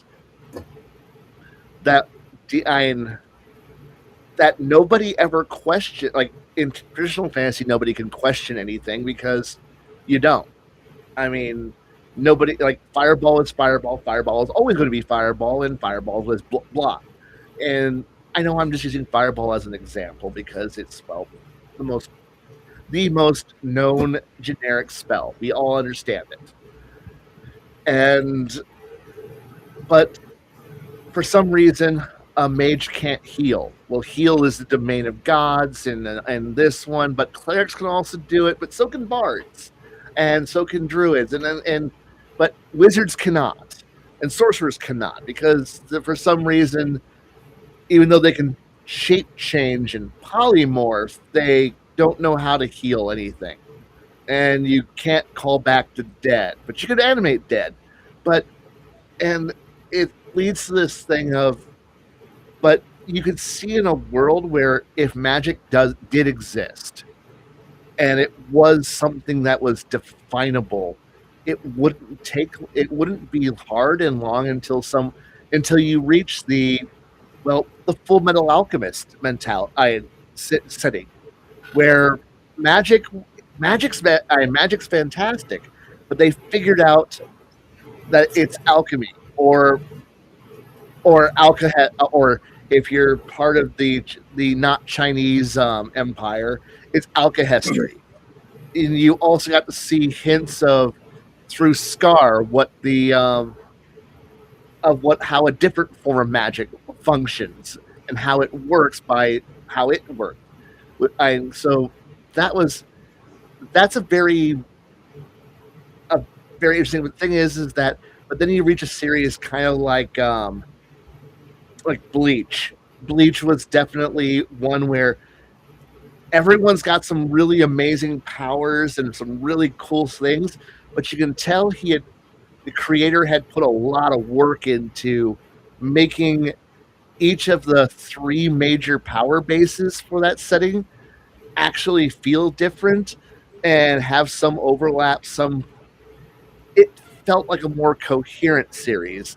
Then you get to the other big name, Naruto. That creator, he put a lot of work in.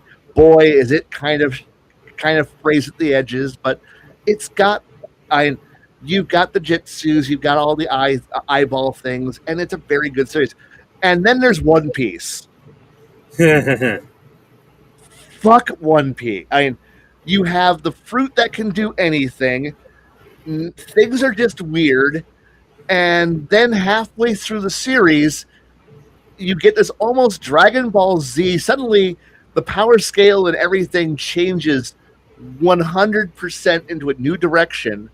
And now it's all about, do you know how to channel your ki better? And I'm like going, wow, this is the change that went from Dragon Ball to Dragon Ball Z, where, boy, we could do some cool tricks in Dragon Ball, but suddenly the power scale jumps insanely once Z happens. Similarly, the moment they include the Hakas into One Piece, the power scale of the show goes in a whole new direction, and it's almost as bad as, say, JoJo's Bizarre Adventures. The first two series are like, wow, this is an interesting thing, and then suddenly it changes on the third season to what the fuck am I watching? That's also JoJo's Bizarre Adventures. It's one of those things. The thing is, all of those kind of point towards the idea that those are clearly that the author has no idea what the fuck they're doing. They're just kind of going, this is a cool thing now, and I want the cool thing to be the cool thing. And that's what kind of makes it interesting for if you're a reader. But man, if I had to design a game around the idea that, well, the first 20 levels of the game is entirely this, and when you hit 21, you unlock the ability to become God, and now you get to do weird, even more bonkers Dragon Ball Z shit. And I'm like, oh, You actually get to be God? No, not technically. no, I mean, it seems like it, but then the next island. When you get to the next island, trust me, you'll find out you're actually just a pipsqueak. Right. God's actually there, but when you get to the next island after that, you'll find out that guy was a pipsqueak. Yeah, I know. I love One Piece, but I will have to agree it has a power scaling It's got a horrible. It's got a really good, interesting one, but but boy, is it crap. I mean, it's crap. It's really good, high quality crap, but it's still crap. And Yeah, okay, yeah, 100%. it's like I can see why people would love it, but man, I don't want to ever. I don't want to role play in it, nor do I want to create a setting that's based around that because, at a certain point, why is anyone on boats anymore? Why are we pirates? Yeah. We should be Why is there even a flying Navy? around. Yeah, what's the Navy doing?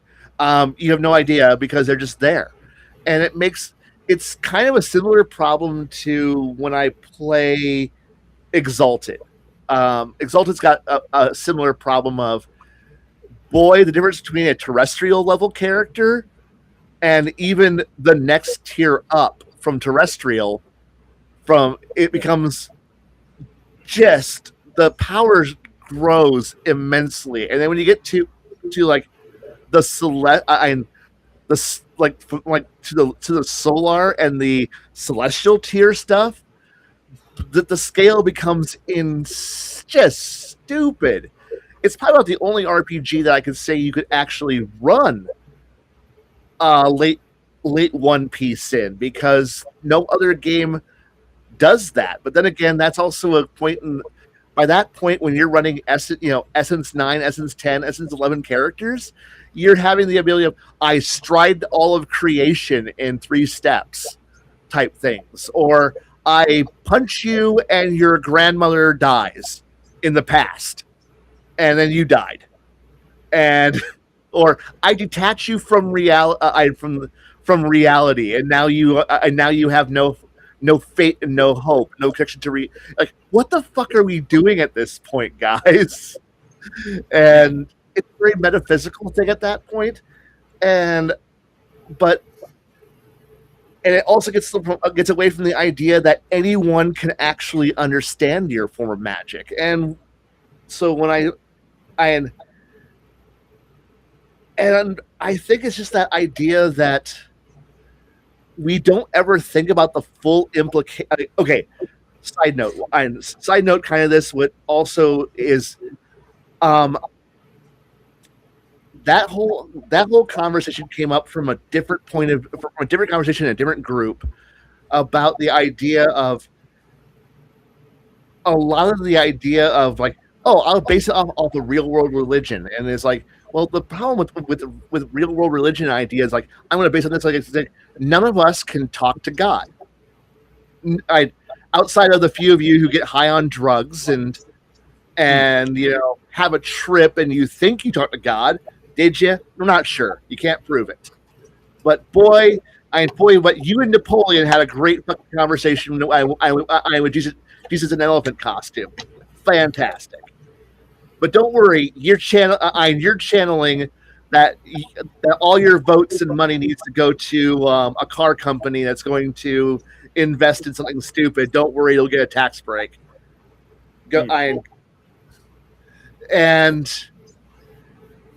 But we don't play that in our fantasy games. We get to actually talk to our gods. Like, our gods are not impersonable, unknowable. We don't have absentee landlords. And so why can't you just sit down and say, hey God, I have some questions. And you can actually dialogue. You don't need to have some guy giving a weird sermon. You literally have someone who can show up and talk to you. And it's one of those things where like you can invite them over for tea. This shouldn't be and you can accept, okay, this is entirely because you will it, and now you can figure out where the limits of what a god can do. You can actually talk to an elemental and figure out what are your limits? What can't you do? Well, I'm only the fire god who rules over. I'm the local fire god who keeps the volcano in here. My dominion only extends as far as the lava flows that come out of the volcano go. Well, at that point, fantastic. You now know what they can do. Um, hey, goddess of healing, where are you? Where does your limits actually stop? And then you're like, oh no, and she could like sit there and sit back there, drink her tea, and go, well, I can heal a lot of things, but I can't heal cancer. Well, why can't you heal cancer? Well, that's actually under the dominion of the god of diseases and rampant growth and other shit. But you're in. Yeah, no, we have similar dominions. I just can't touch his plagues. But you can, but you can't. Like it's a bargain. It's something like, oh, okay, because you run into the idea that gods in fantasy have limits, and which is the whole reason why I have a huge problem with the god just smites you, at which point you can kind of go, why hasn't he? Why hasn't he done anything else? Why isn't he smiting the bad guys? Why isn't he calling down Armageddon upon everyone else? But if I question your fucking god, I get smited, but you don't do it to anybody else. Well, yeah, there's a banker over there. You can fry that motherfucker, and it would fix so many things. But you won't do that. But I'm being a smartass. Well, you're the one at my table. You're a useless piece of shit, you fucking fat ass. Oh yeah, and your avatar behind the DM screen, he's also a piece of shit. Hey, I'm speaking truth. You're a piece of shit because you want to run your shitty universe with your shitty deity, and I'm questioning your shitty deity for being a piece of shit. Hey, you know what? Well, smite you.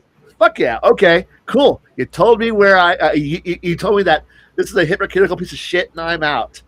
And I can do something better with my time, and I can leave because the moment I get to see, it's like when you start bringing in that kind of shit, you bring in philosophy and you get debates, which means the more you bring gods into the shit, you gotta kind of fucking know your shit.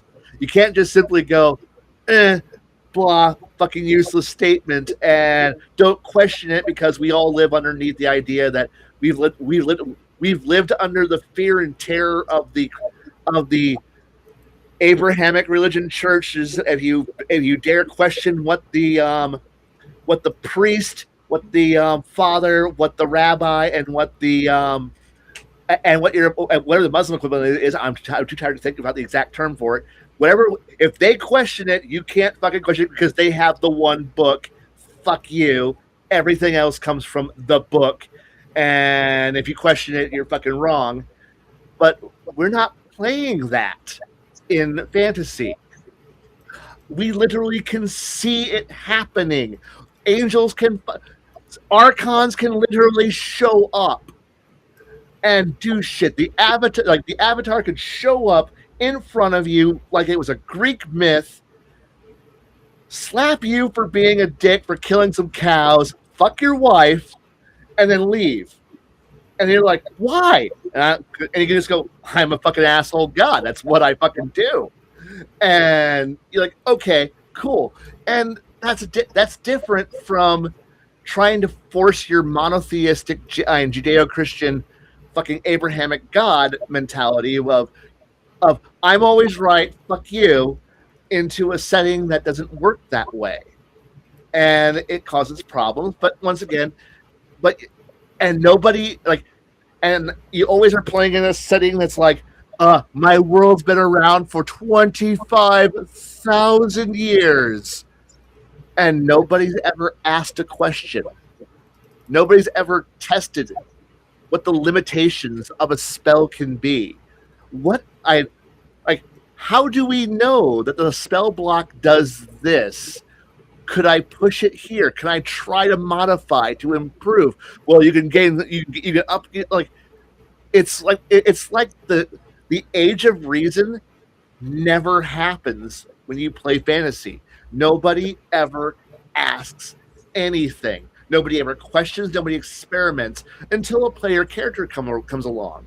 And when the player character starts to experiment with the rules, try to experiment with the edges of magic, and try to establish what its laws are, what it can be used for, what applications it can be done, how can you change and modify spells. Suddenly, you get a GM who gets, oh no, the game is starting to rapidly become out of control. I cannot control this. This is no longer fun for me because I need to have set spell functions, or the fruits only do the one thing. You have to breathe a certain way to be able to do the certain kind of power. And well, is there anything else I can do with it?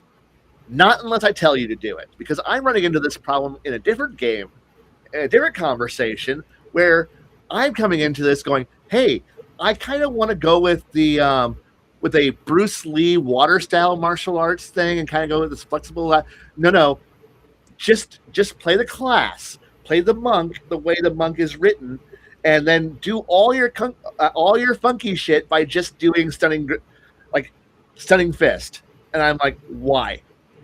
I can do so much more by being more creative. Well, that's outside the rules. You can't do that. That's like, you need to wait for certain levels and class functions and other things. And I'm like, this is why I hate playing D&D.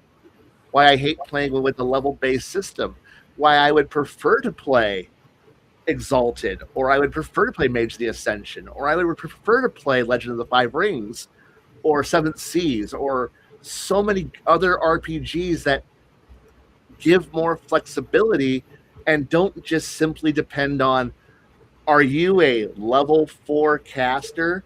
Because when do you get told that you're a level 4 caster? You just magically walking down the street, you kick a dog, and wow, I got enough XP. Bing! I suddenly feel like I can now understand how to read chapter 4 in my spell book. I suddenly feel better, and it never sat with me well, because most of the magic just feels like trash, and it just doesn't feel good. But then again, this is my point. This is my point of view, and at least in 3 other places, I'm fully invested in the level-based role-playing system, and I'm able to enjoy. Well, I'm not going to say I enjoy it. Boy, do I spend hours railing against the system at every opportunity, because I practice what I preach. I question everything, and then I make the GM regret their lives, because I'm asking, where's the edge of the map? Where can I push this to go somewhere else? And I'm making art like I know it's not, I'm not meaning to be combative, but it's the fact that, like, what if I want to use a rope dart, or what if I want to use a weighted chain as a rope to swing around and get more momentum to hit people? What if I want to do this? What if I want to try this? What if I want to, can I do this other thing? And I know a lot of these are the outlier comments, and I got told that by at least two different GMs of, why must you be the troublemaker? Why must you just ask all the questions? I'm like, because I want to do something.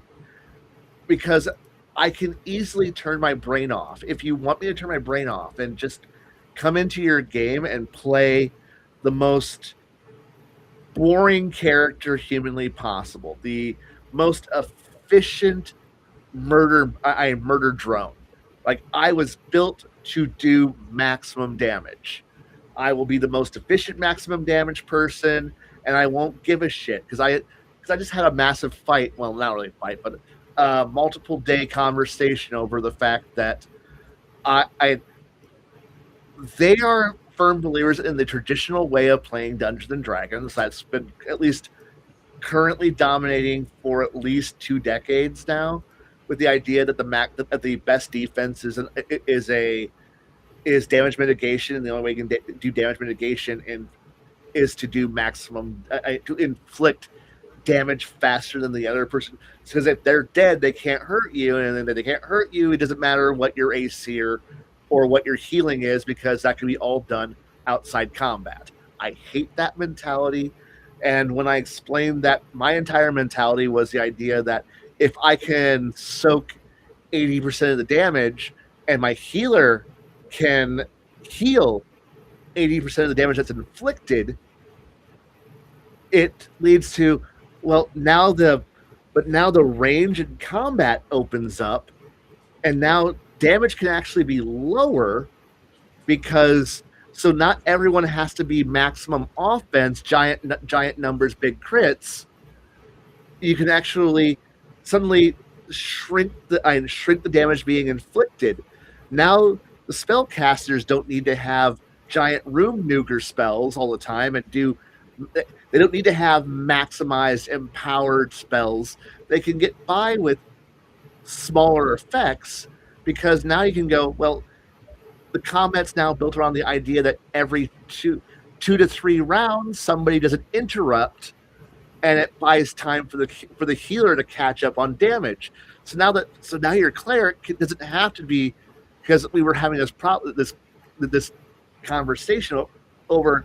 I play a lot of clerics, and I really hate I hate the cleric. I hate Codzilla. I hate cleric or druidzilla. The idea that, you're playing a divine caster, you can just buff yourself up into massive damage, and now you just wade in and you hit harder than everybody else, and you can make everyone hit harder, so combat ends faster. Well, at that point, we run into the problem of, what's the only way you can make a challenge is to up the hit points, up the damage. And when I explained the GM's arm race to this person who obviously never has done it, when I'm sitting here going, if I have an AC low enough that I am hit 50% of the time, and every hit hits for half or more of my entire hit point total with every hit, I have 2 rounds to dead. So I need to either be more hit points, more AC, or have a high defense, or never be in combat. Well, the thing is that, and they were like, no, that's not how things work. I'm like, no, it is how it works.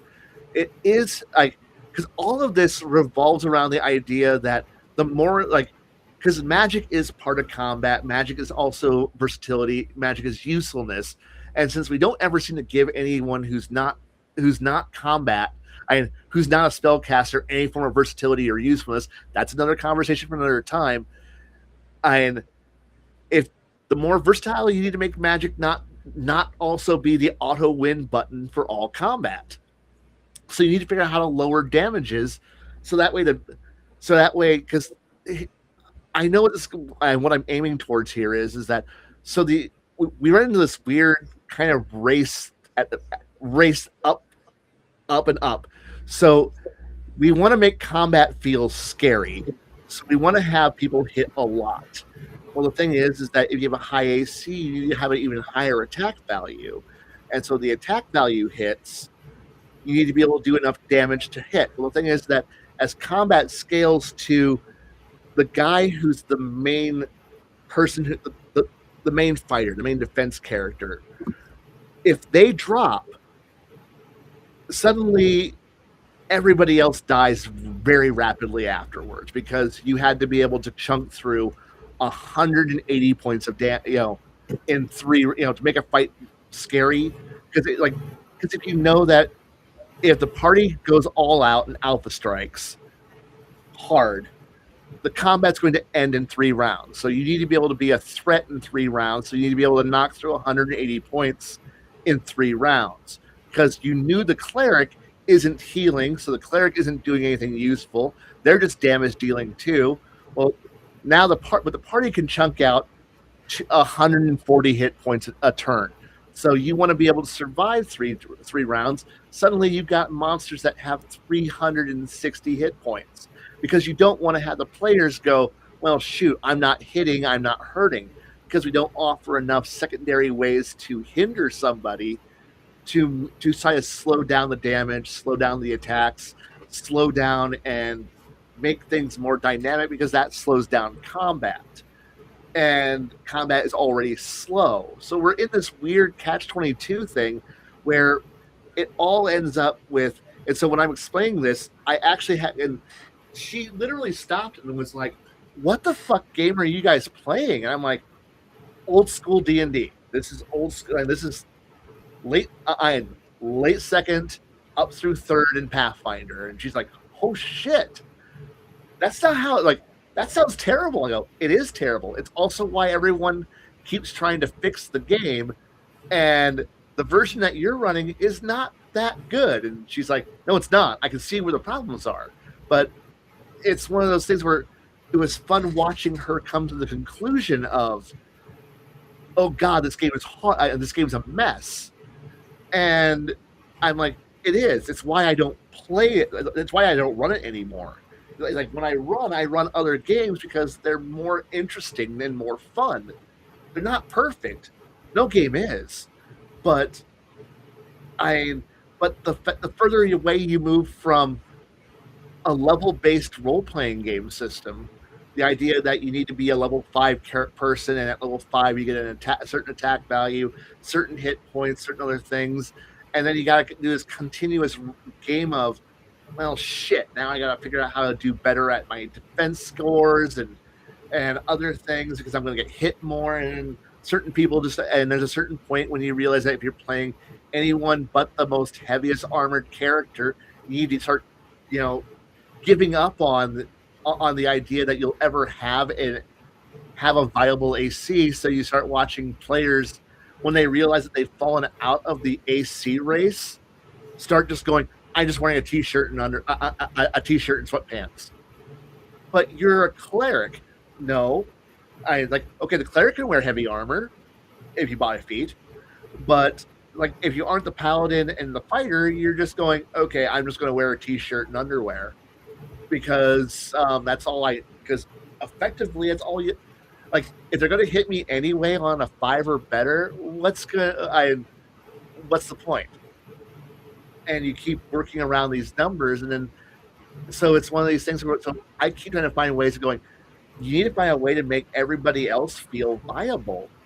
So that way it isn't just simply it isn't just simply everyone must wear full plate at all times, everyone, or have a magical way of matching it, or take funky confusing multi-classing so you can get your AC up through some very janky shit, or you got two guys wearing all the armor and everybody else wearing bathing suits because that's effectively what they are. And then you all know that the moment the front line drops, everyone else dies because you didn't do enough to provide anybody else a meaningful way of surviving. And there's a certain point where all the defensive fighting, all the finding cover doesn't matter.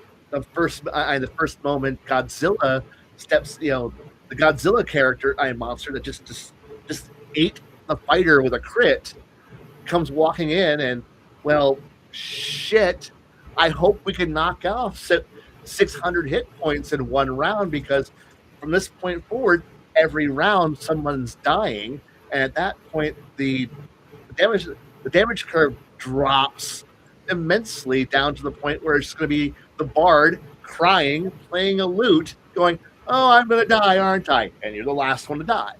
And they're playing a flute while everyone else dies.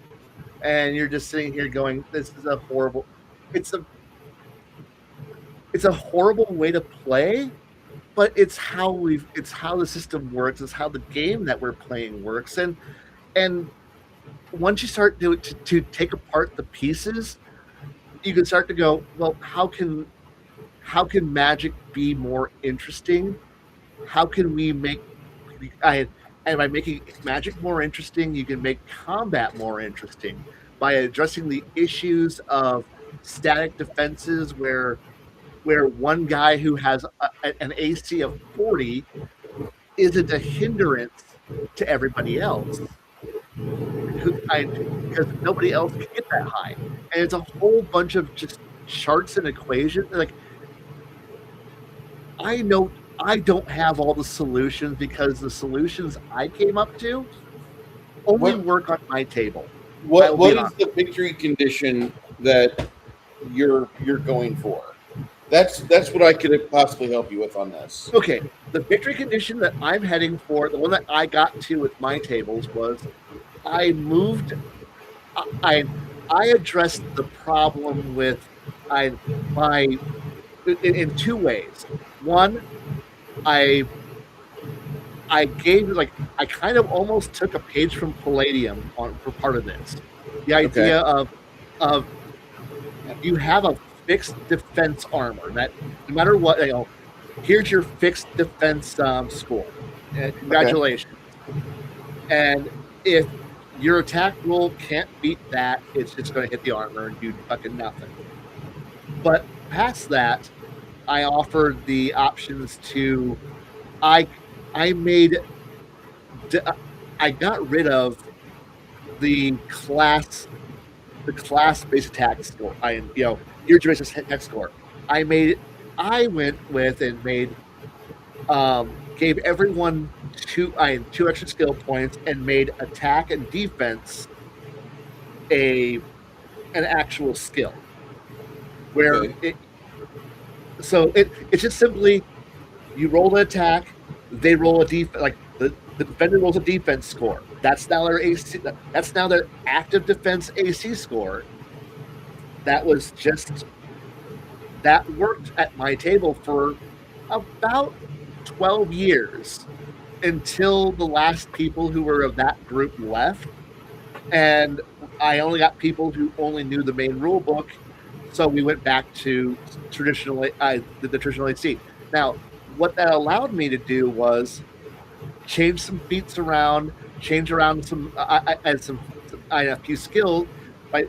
So therefore, if you don't want to put points in your defense or you don't want to put points in offense, you got the ability to.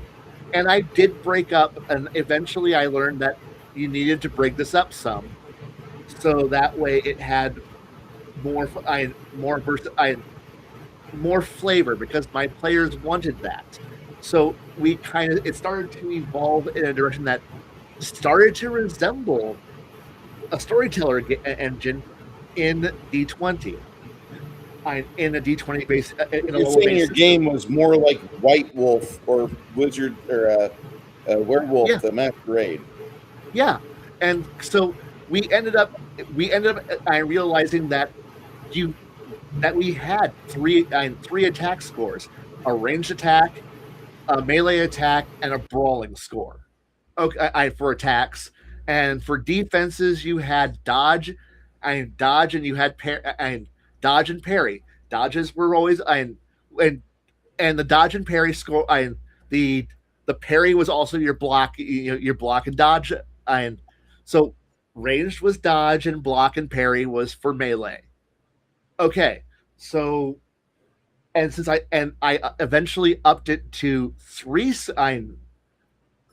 extra skill points for every class, and that's so you couldn't be a master at everything. So if you wanted to be good at defense, you had one good attack unless you wanted to take away from your other skill points. But I also had players that go, well, no, I don't plan on being in melee, and so I'm just going to use that extra skill point to buy another skill. And I go, that's a choice. You're making an obvious. I'm giving you the options to be good, and this allowed me to slowly transition away from the Palladium fixed AC score to actually integrate the armor. Armor was a gives you a DR, which that turned out to be a better when you started to combine blocking a block parry and then soak. Suddenly, we're still playing D20, and now DR was in there. This allowed me to evolve the game in a direction that allowed me to introduce armors can now start getting better materials, or certain designs were better for certain kinds of conditions. Layering armor started coming into it. I had rules for suddenly because armors now had a a damage reduction value, you now had people looking for, well, shoot, now I want to be able to punch through, the 5-10 points of DR that they've got. So suddenly Warhammer started coming, like the idea of the pick came back. Players started picking picks up because they ignore, punching through armor became something important. Suddenly armor piercing arrows, like I'm trading from a D8 to a D6 damage, but I'm punching through 5 points of armor, of damage reduction with every shot. Suddenly players were like going, okay, I can take a feat that allows me to ignore DR with my strikes. And so it created this dynamic.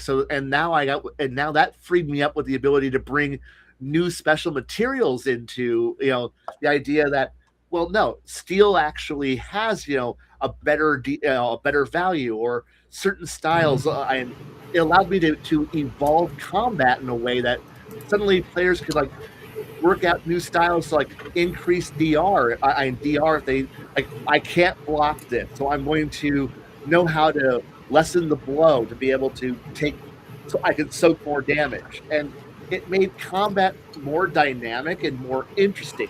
And for a good like 12 years, this was the game I was running, and it was a fun way of playing. But I lost all of those players, and suddenly players weren't willing to learn the new house rules, so I had to revert back to rules as written, base way of playing. I feel that this was an inferior way of playing, and short of, if I get a table full of a bunch of storyteller players, a bunch of people who are White Wolf vets, I could roll out this system in a heartbeat and go, this is a better combat reworked system. It's a very interesting and fun way of making combat more dynamic, but it also had the effect of, it did slow combat to a degree, but it also made it so that way I didn't need to run mass, I didn't need to run 4 combats in a day. I didn't need to run a mass, you versus the horde. I could suddenly start tailoring my foes to my players a bit more detailedly, and it fit the way that I ran, which was definitely I know when we were doing table breakers, and I know when I've had on here, the mentality that everyone's a player character, everyone's built on player. The stat blocks may be different, the classes may be different, but everyone's a person, everyone's a character. And this way that I ran facilitated this, because of the fact that having a defense score or defense ability, a defense skill, gave me the flexibility to push things in different directions, because this also had the knock-on effect of being able to put in new fighting styles, new martial arts styles. People could like skill focus and specialize in different tricks. Players were actually like using this to do the storyteller tricks of, I'm pulling new things into it. And the end result came to, for my table, it was a much different game towards the end of my era with those players. And I feel bad, but it was a great time. But boy, some of the things that we did are not I could not recreate any of those characters in at anyone else's table, because, well, here's a fundamental change to everything. Here's how guns change. Here's how swords change. How every aspect of combat changes. Here's how spells change. And suddenly you realize that the only thing that is holding the whole thing together is the D20.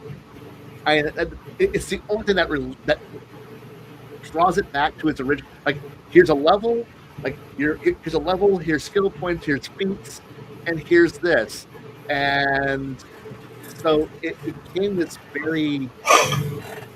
By changing one thing, it radiates out to cover a lot of things, and it changed. It just changed on so many levels, and it's why it's so hard for me when I'm playing or trying to play close to the core book, because I know how I addressed the problem and I know the solution I got in. I know that with people, because nobody plays storyteller games anymore, and the new generation of RPGs are so fucking weird that they're not for me. And I'll admit that they're not for me.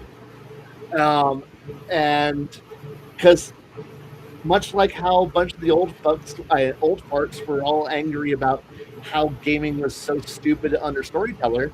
Well, now I'm the old fuck clinging to a 30-year-old system, and went and then gluing that 30-year-old system to a 25-year-old system, and coming out with a mutation and going.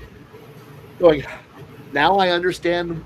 You know, I I don't want I don't bash the OSR people, because they've they're doing they're doing in a way kind of what I'm doing.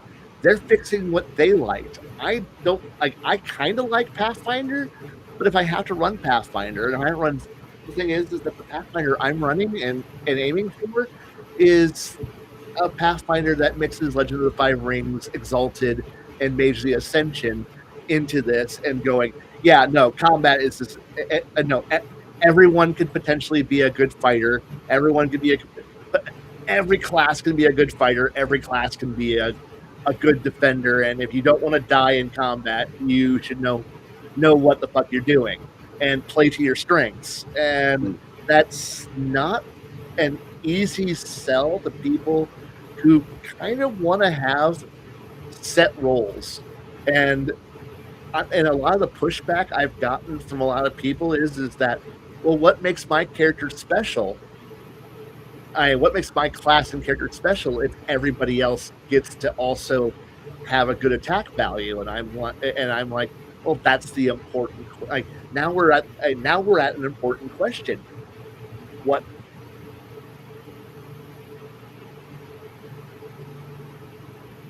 So, how will you amend your game? Is this on? Yeah, Kai's one who's paused. Yeah. Kai looks like either he's asleep or he's frozen, both of which could be correct. Um, you have the clunkiness of the system. I just want to know how you're going to achieve a happy game that makes you as a game judge.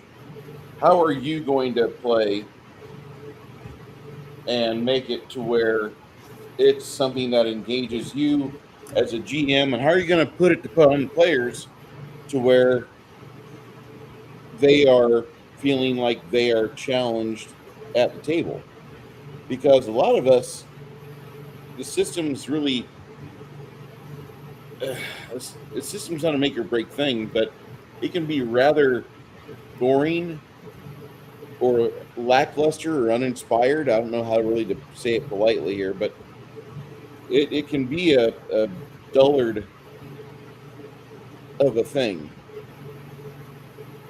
You know, it's not the main reason why you're together that day, but it is one of the main things. Like the system, how are you going to make it to where you and the players can enjoy each other amidst the fact that you've got this system that you guys didn't really have a whole lot of input in, but here you are supposed to use it.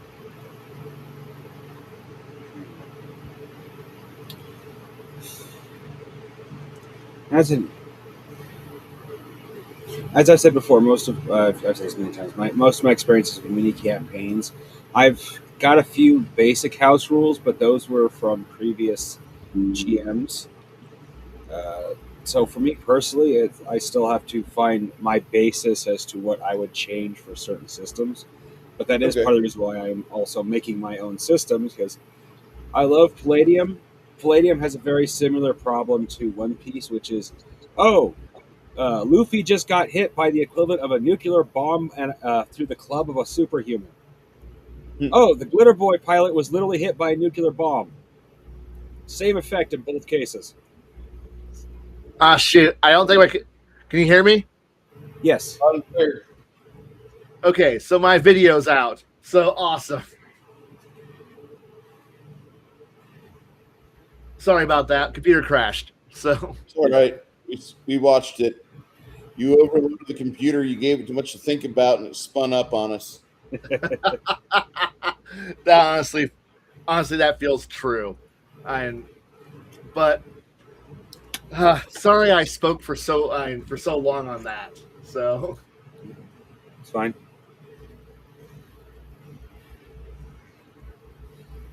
I personally learn to speak up a little bit more when I'm online.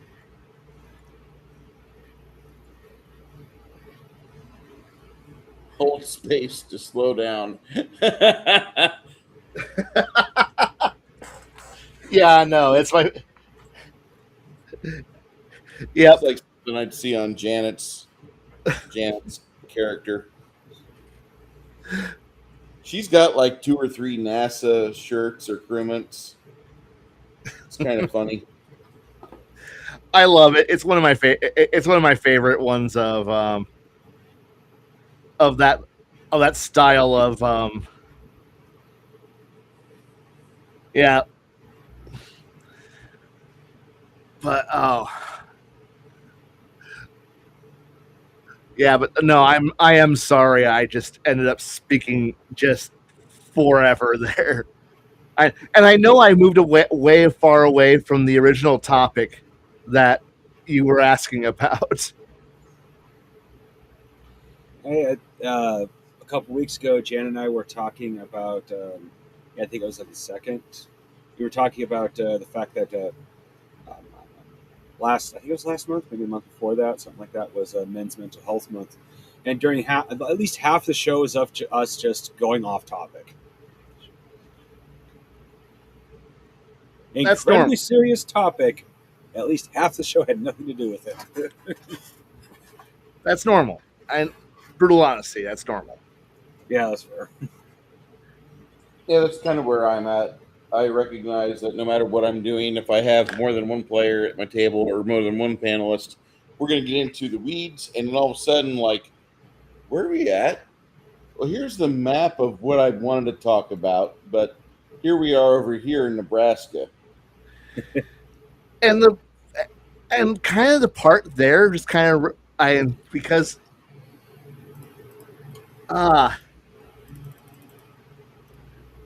it's really hard to address one part of a much bigger puzzle and a much bigger problem. And if you, it's really like because it really is all it is all connected in a way that just makes it just difficult to talk without just wandering way too hard over everything. And I tried to. I know I. Yeah, no, I really don't have. I'm just all over the place on this. It's hard to maintain focus when you're trying to fix the problems at the table. And worse yet, when you fix one problem, you got like 2 others that just really they just became readily available. Why are these problems making themselves known right now? Well, they obviously need fixing. Yeah, and and I think that's the reason why most of us at our hearts go out there and build our own.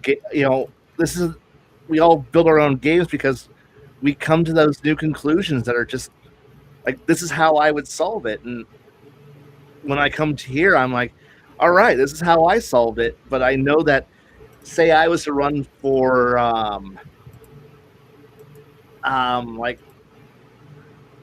this wouldn't be too hard to run with like Bruce. Like, I could probably run this with what I went over with you with no problem. But I know that if I wanted to run this system with, say, a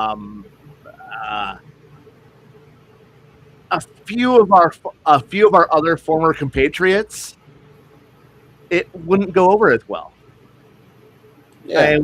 It would be fought at every turn, and to the point where it wouldn't be worth it, because the conclusions I went to are not the conclusions they would go for. And then they would be really hard pressed to be like, no, this is how I want this to be. And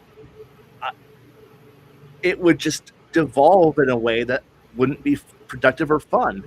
And I know with certain people that I've been co-hosts with, or had as guests, or been in our own chats, this would be a problem. It would be a problem, and I hate to say it that way, but it's why I made the comment of my solutions only worked for me, and because I know when I've gone on to, say, Facebook, or onto forums, or into other more general spheres where, hey, this is my solution and this is what I came to, and you get yelled down about it because, like, it trashes what people get defensive because, you're attacking what they liked or the thing that they're mastery of. My Because proposing a few fixes to, say, BattleTech got me yelled at. Saying how I was fixing Pathfinder got some Pathfinder people really ticked off because, well, I was trying to fix Dungeons and Dragons. Well, how dare I? Or my conclusions went wrong. Now, I've had also really good, interesting conversations with people who were definitely better. I knew more of the in-depth mechanics, and they defended their position really, really well. And I'm like, I'm not going to agree with you, but I can see where you're now coming from. My problem always comes with when I put mine out, I've put thought into why I've done this, or this is the change in my move this is what made things seem smarter, seem better. This is my experience, and then having it shot down without anyone agreeing. Now, the person who I was talking to, who was really in depth and knew what they were talking about as well, they also have some major league problems with the system, but they also came to the realization that they've been playing since the early 80s. They've accepted the system being flawed. I never accepted the system being flawed. So I know when early on we had the conversation of how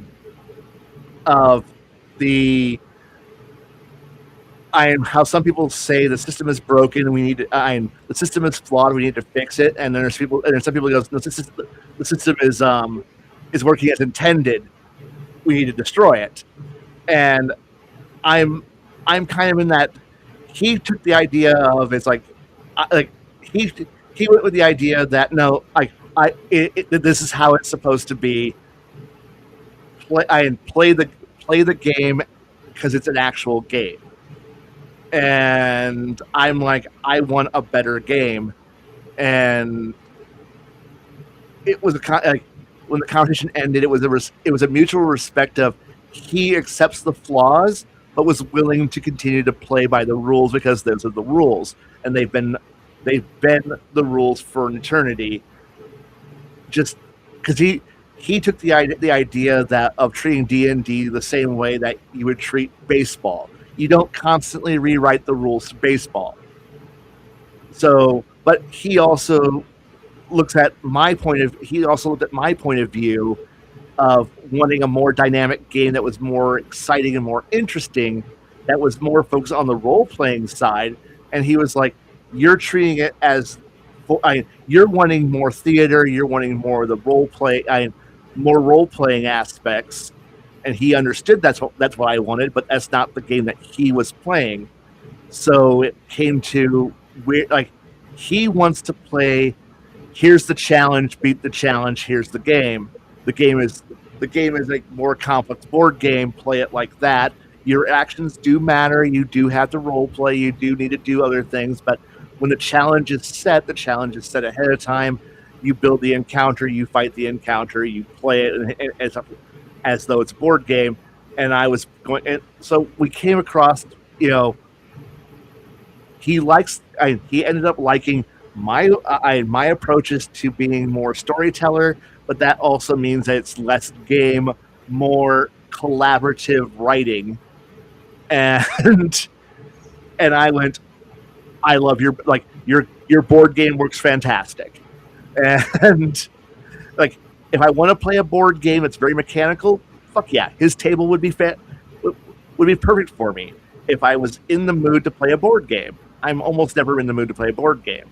I'm in for I want 100 solutions. He wants one like 5 solutions that can get you to a problem. I want infinite solutions that get me to 100 different problems and 100 different solutions.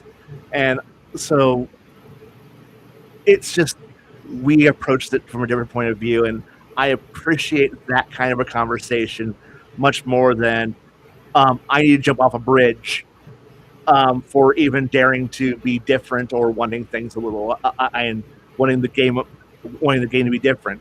Now, the end result of my entire experimenting came to, sure, now now all of my work and all of my experimentation came to, I can now run armored combat in D&D. And not like, oh, hey, I'm a knight on a horse. No, I mean, as an M1 Abrams and it's firing at a T-80. And I can run this now in D&D combat. And it'll be a fun, fair encounter. Well, no, it's not going to be a fair encounter because there's still 2 main battle tanks slapping each other senseless while artillery is flying. But I'm not scared to run that. I'm not scared to have a dragon having a dogfight with a Mustang.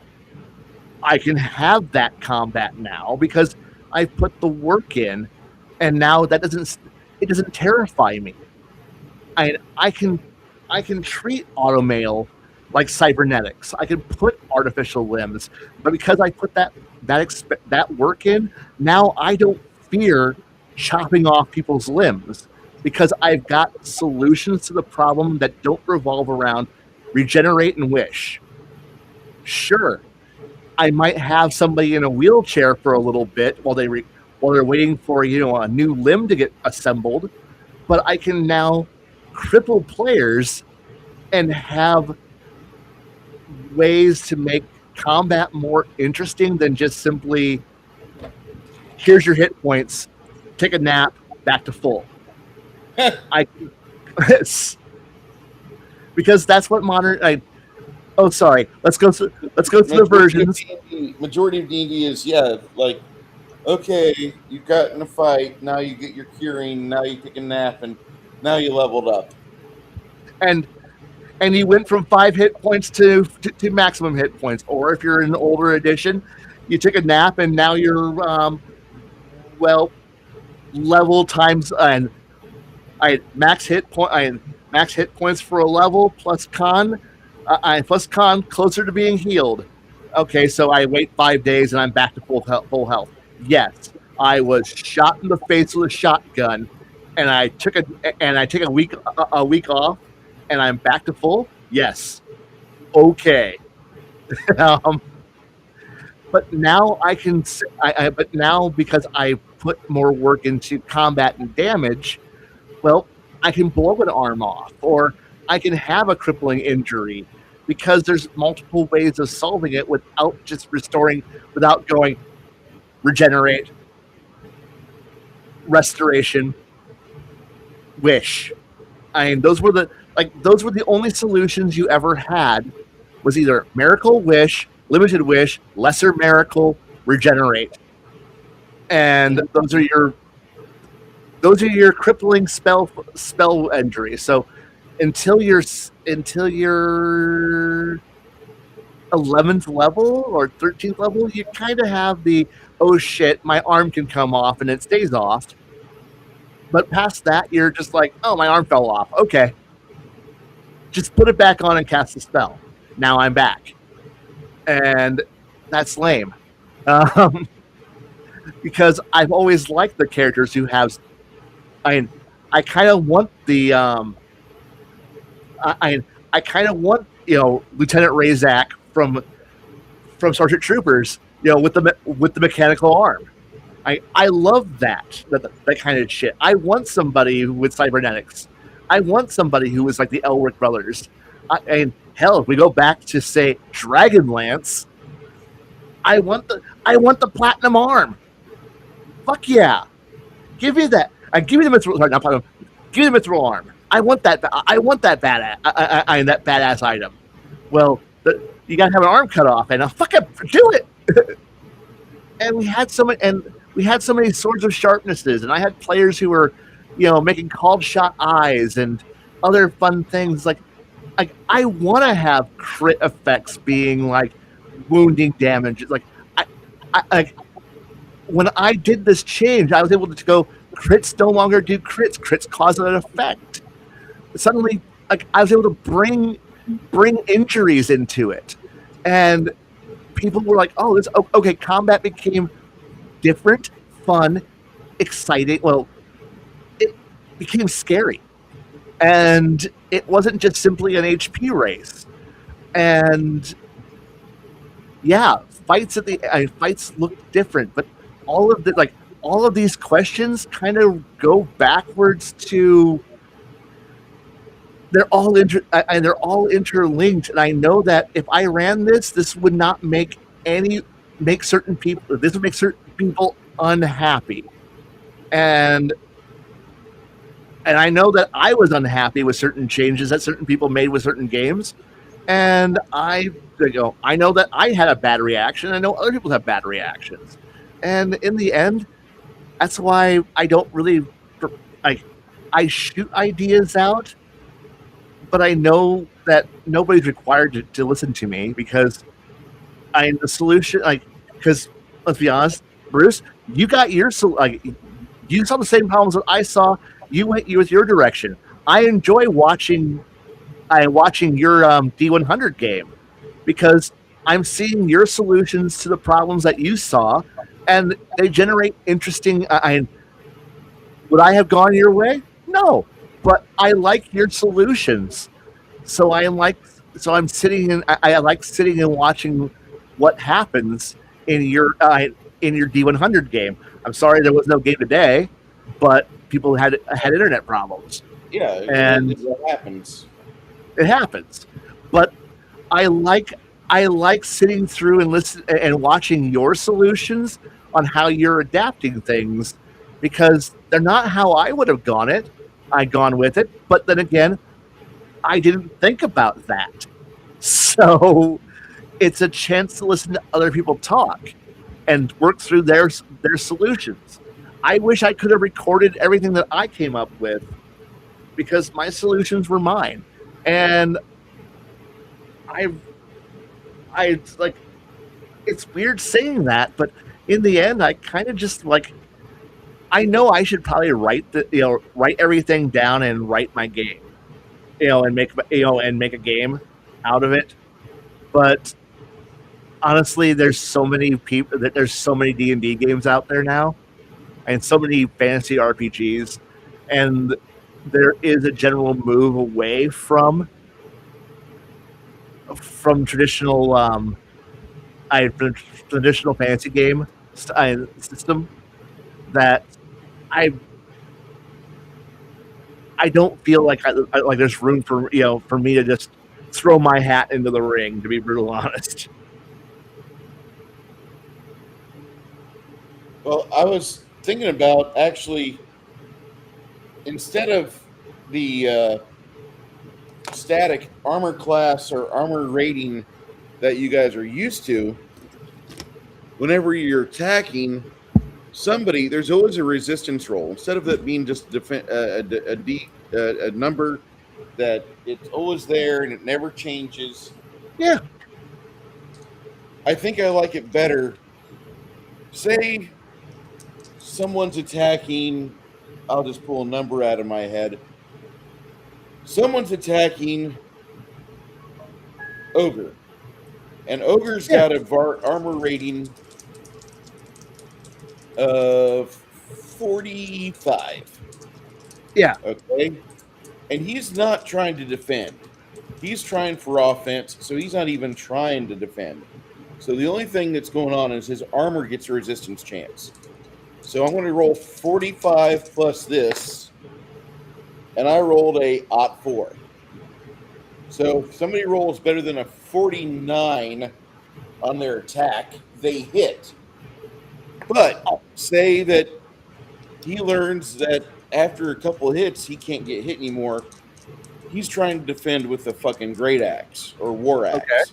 But he's got a parry. He gets a parry on every series of attacks he gets, or during his time where he's winding up for an attack. He's also got the ability to parry, but at a -20. So because it's not meant to parry, it's a fucking axe. That's why. Yeah. His axe, he's got a plus. I think it's. Hold on, let me pull this up. I got a sheet right here. I might not think of this.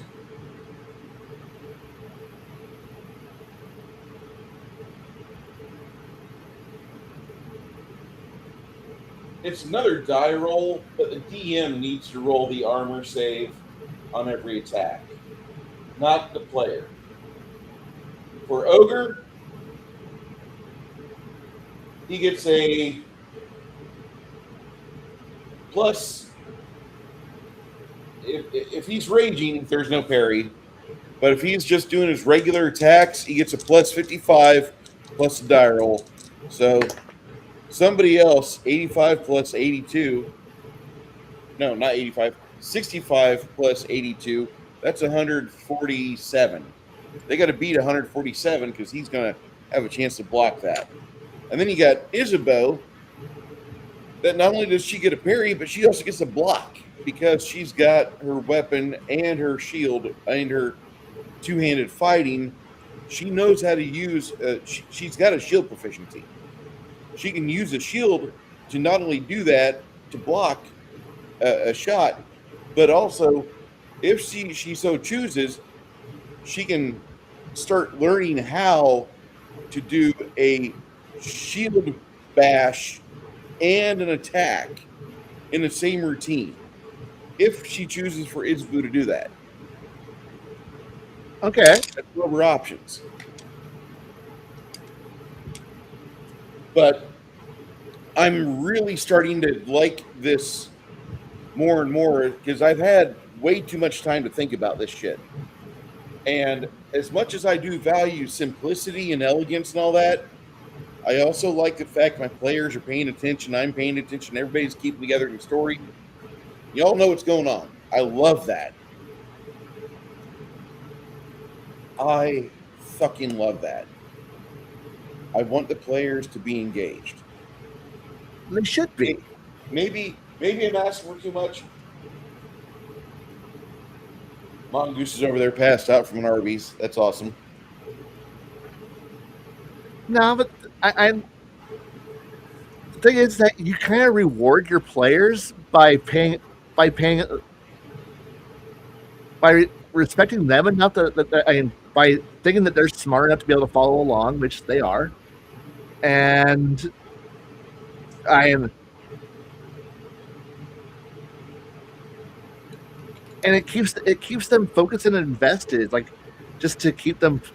I mean, I think we don't give our players nearly enough credit, so I think that it wouldn't be bad, and it would probably go over well with the right players. And I think you might have the right players. So yeah, I am looking to get one or two more because I want 6. 6 is a good mixture for me. You get a good variance of skills and personalities. I do want more people that are familiar with the concepts of the game, but I don't need people like Jade who are fucking system mastery consultants for Pathfinder and 3.5. I'd prefer more to have people like Janet who don't have any background in game, but just know what a fun narrative is. Yeah. Jade's a great person to have at your Yes. Now, one of the people who I had that conversation with about healing and defense and all that, they are and they're a person who I'm sure if I was to put them in the same room with Jade, they'd have a conversation and they would have a great one. But but her focus is mostly in fifth ed, and so her detailing and I think those two would like respect each other's knowledge base. So, but I also accept that that's so for me trying to go out of my way to try to debate with her over defense. That's good. That's just me trying to beat somebody who. No. The rules are exclusively this. This is how I think everything's I should be, and me trying to go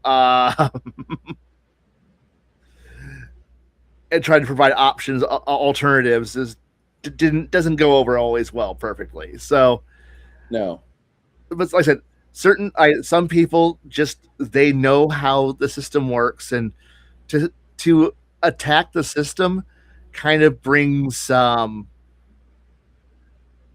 you're not really attacking the system, but now you're going against the things that are the foundations to their ideals, like what they understand, and it doesn't always go over well.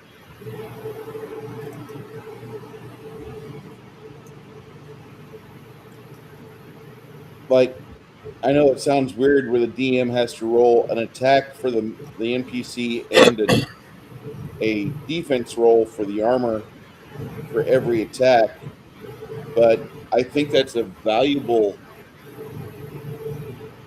That really is a valuable thing because one, I mean, I'm asking a lot of other DMs to get used to the system where it's DM facing. Majority of stuff in the system is things that DMs already think about all the time, but now I'm just trying to make it enabled to where like they just do it automatically. And you know, there may be entire minutes that go by during combat where the DM is just talking to himself like, damn, this guy really sucks at attacking, you know. And the player's like, what's going on? Why are you rolling like 5 sets of dice over there? Oh, don't worry about me. Don't worry about it. He's attacking you, but he's really bad at attacking you. Yeah,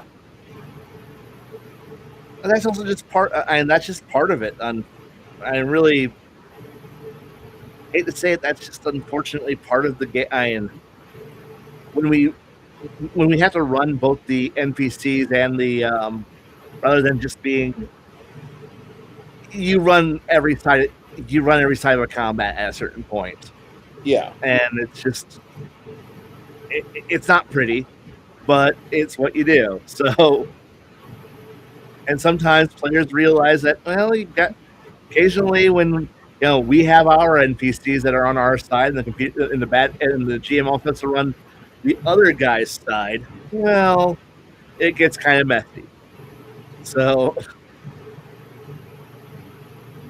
but that's not too much of a problem. And really, as we play and ask our players to do stuff, well, it eventually becomes second nature. I know when I like to talk about how much I love Legend of the Five Rings, its combat is not hard, but it's not easy. It's not. And it can be really deadly. It's got some really intricate things that can happen, especially once players have to bring like defensive skills into it, or having to like add up, do the math and do that workout raises and stuff. It can get kind of messy, especially when you start to bring in school abilities into it. But as you play it, it gets familiar, and eventually it's not it. What was complex becomes second nature, and soon everyone knows what to do fast without having to walk them through it. I mean, we saw this a lot, back when we were all learning third edition. We saw that a lot. It's like it was slow, but eventually it became quick. It's or you could at least walk somebody through it fast. I know I've got problems, so therefore I write down a terrifying matrix of okay, these are the modifiers and base damages, and then it would be this giant chart I would write on the back of my character sheets. It's like, all right, this is the maneuver, this is the attack, this is the values I'm going to be, this is how it modifies, rather than having to sit there and ask the GM, hey, can you do this? Because I needed a cheat sheet to make things go faster. In BattleTech is combat math personified. And that is math. That is Math Hammer, the board game. But the thing is that eventually we all ended up buying we have cheat sheets now. We have charts printed on our character. The hit tables are now on our record sheets. We've got dice that help speed up. Multicolored dice, so we know that okay, this one jumped, this one ran, this one walked, and here's its defense modifier. So that way we can just look out, see color of die, see number, and know what the penalty that it speeds the game up, and suddenly the game goes quick. Sure, there's some things that need to get like sped up or figured out, work out, and we all figure it out. And I know with the Warhammer crew, they figure that like everyone produces the cheat sheets they need to speed a game up. And as you get yours more ironed out, encourage the players to create those cheat sheets, those reference documents, the cards, like spells that they've got memorized, or the fast and easy to sort through just reference documents. So that way it speeds it up. So that way the game goes quick. I know that's kind of the reason why when I over this entire hour and a half conversation of me talking about all the changes I did to D&D and to Pathfinder, I had to just put it all away, was because bringing new people in, onboarding new people, meant having to not just reteach a system, but teach a system that there's no documentation for.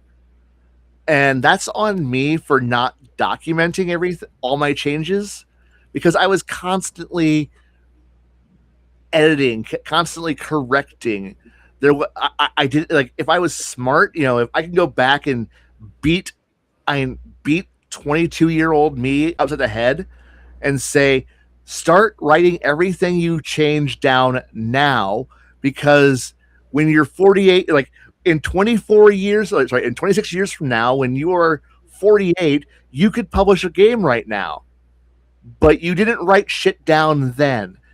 And I know that it would take too much work to write everything down now, and thus onboarding new people who, especially now that everyone's only plays games like Fifth Ed or Shadowheart, which is a much more very flexible, more storyteller focused, and even more story focused, or they're playing games that are very, very nebulous. Trying to onboard someone and goes, hey, this is kind of like World of Warcraft, but not like World of Warcraft. This is kind of like Call of Duty, but not. It's got this. It's like D&D, but in every way not. And well, what is still there? Shit. And I'm glad that you're that you've got a systems document that you're actually working from. That makes things so much easier to onboard new people. It's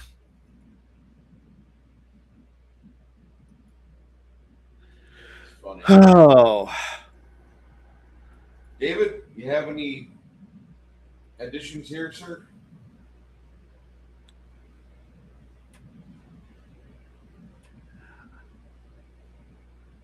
I think we lost him. It might be. We might But have.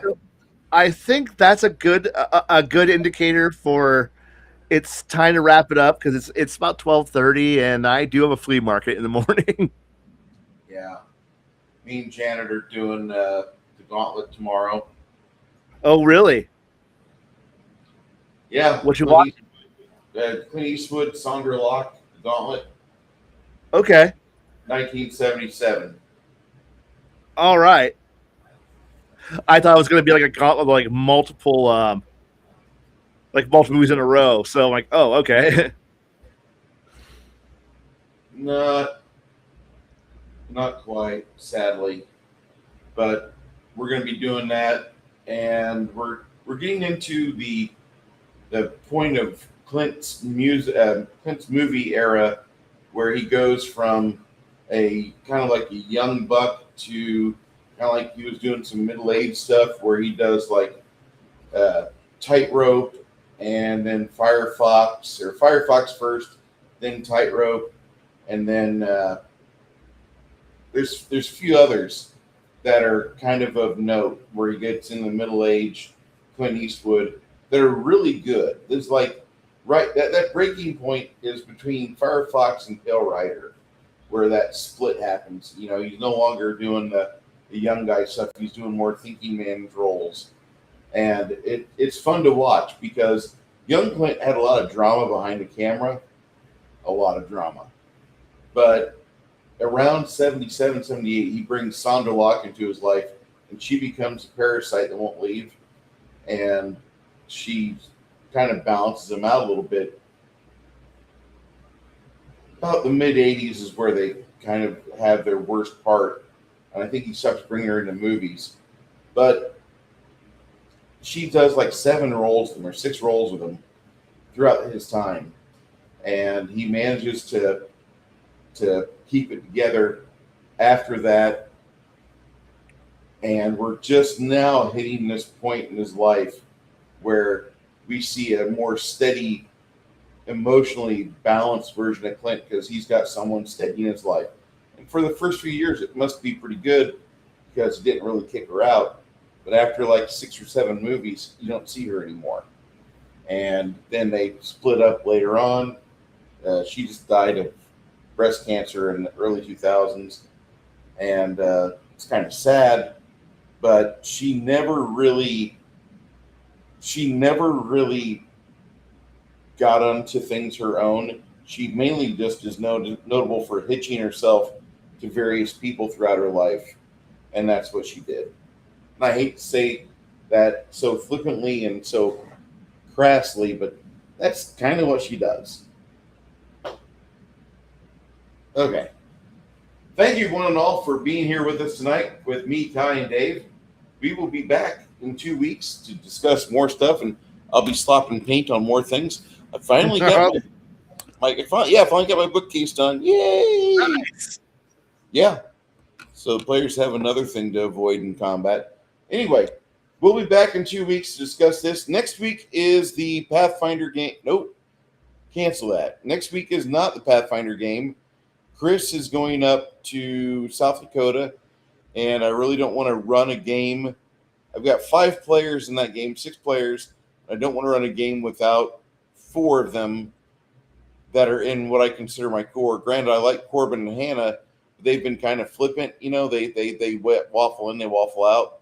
And I don't want them to be focused on as like the main players. I want Chris to be there because he's been part of this since the Stoic beginning. And Right. whenever him and I met up as friends, like I realized, like, okay, well, I guess this guy's in it for the long haul. And even though him and I disagree on like the viability of Pathfinder, because he thinks like there's some things that are just absolutely fine, and you just have to deal with it. I don't like the attitude that Pathfinder Paizo has had in latter books, where it feels like the DM is only there to roll dice for the bad guys. The players tell the story. Get out of the way, DM. That sort of thing. I don't like that at all. Right. And it seems to be a narrative between both WotC and Paizo, where they're trying to make the players tell their own story instead of the world around you is why you're here. You're not here because you want to discover yourself. No, you're here because you're broken poor and you want to not be broken poor and hungry. So we'll see what happens. The next game we have is in 2 weeks. It'll be this D100 game system. Guy, thank you for being with me tonight. And David, you as well. You gentlemen have a great evening. And for those of you that stuck with us, have a great night. And I'll see you tomorrow.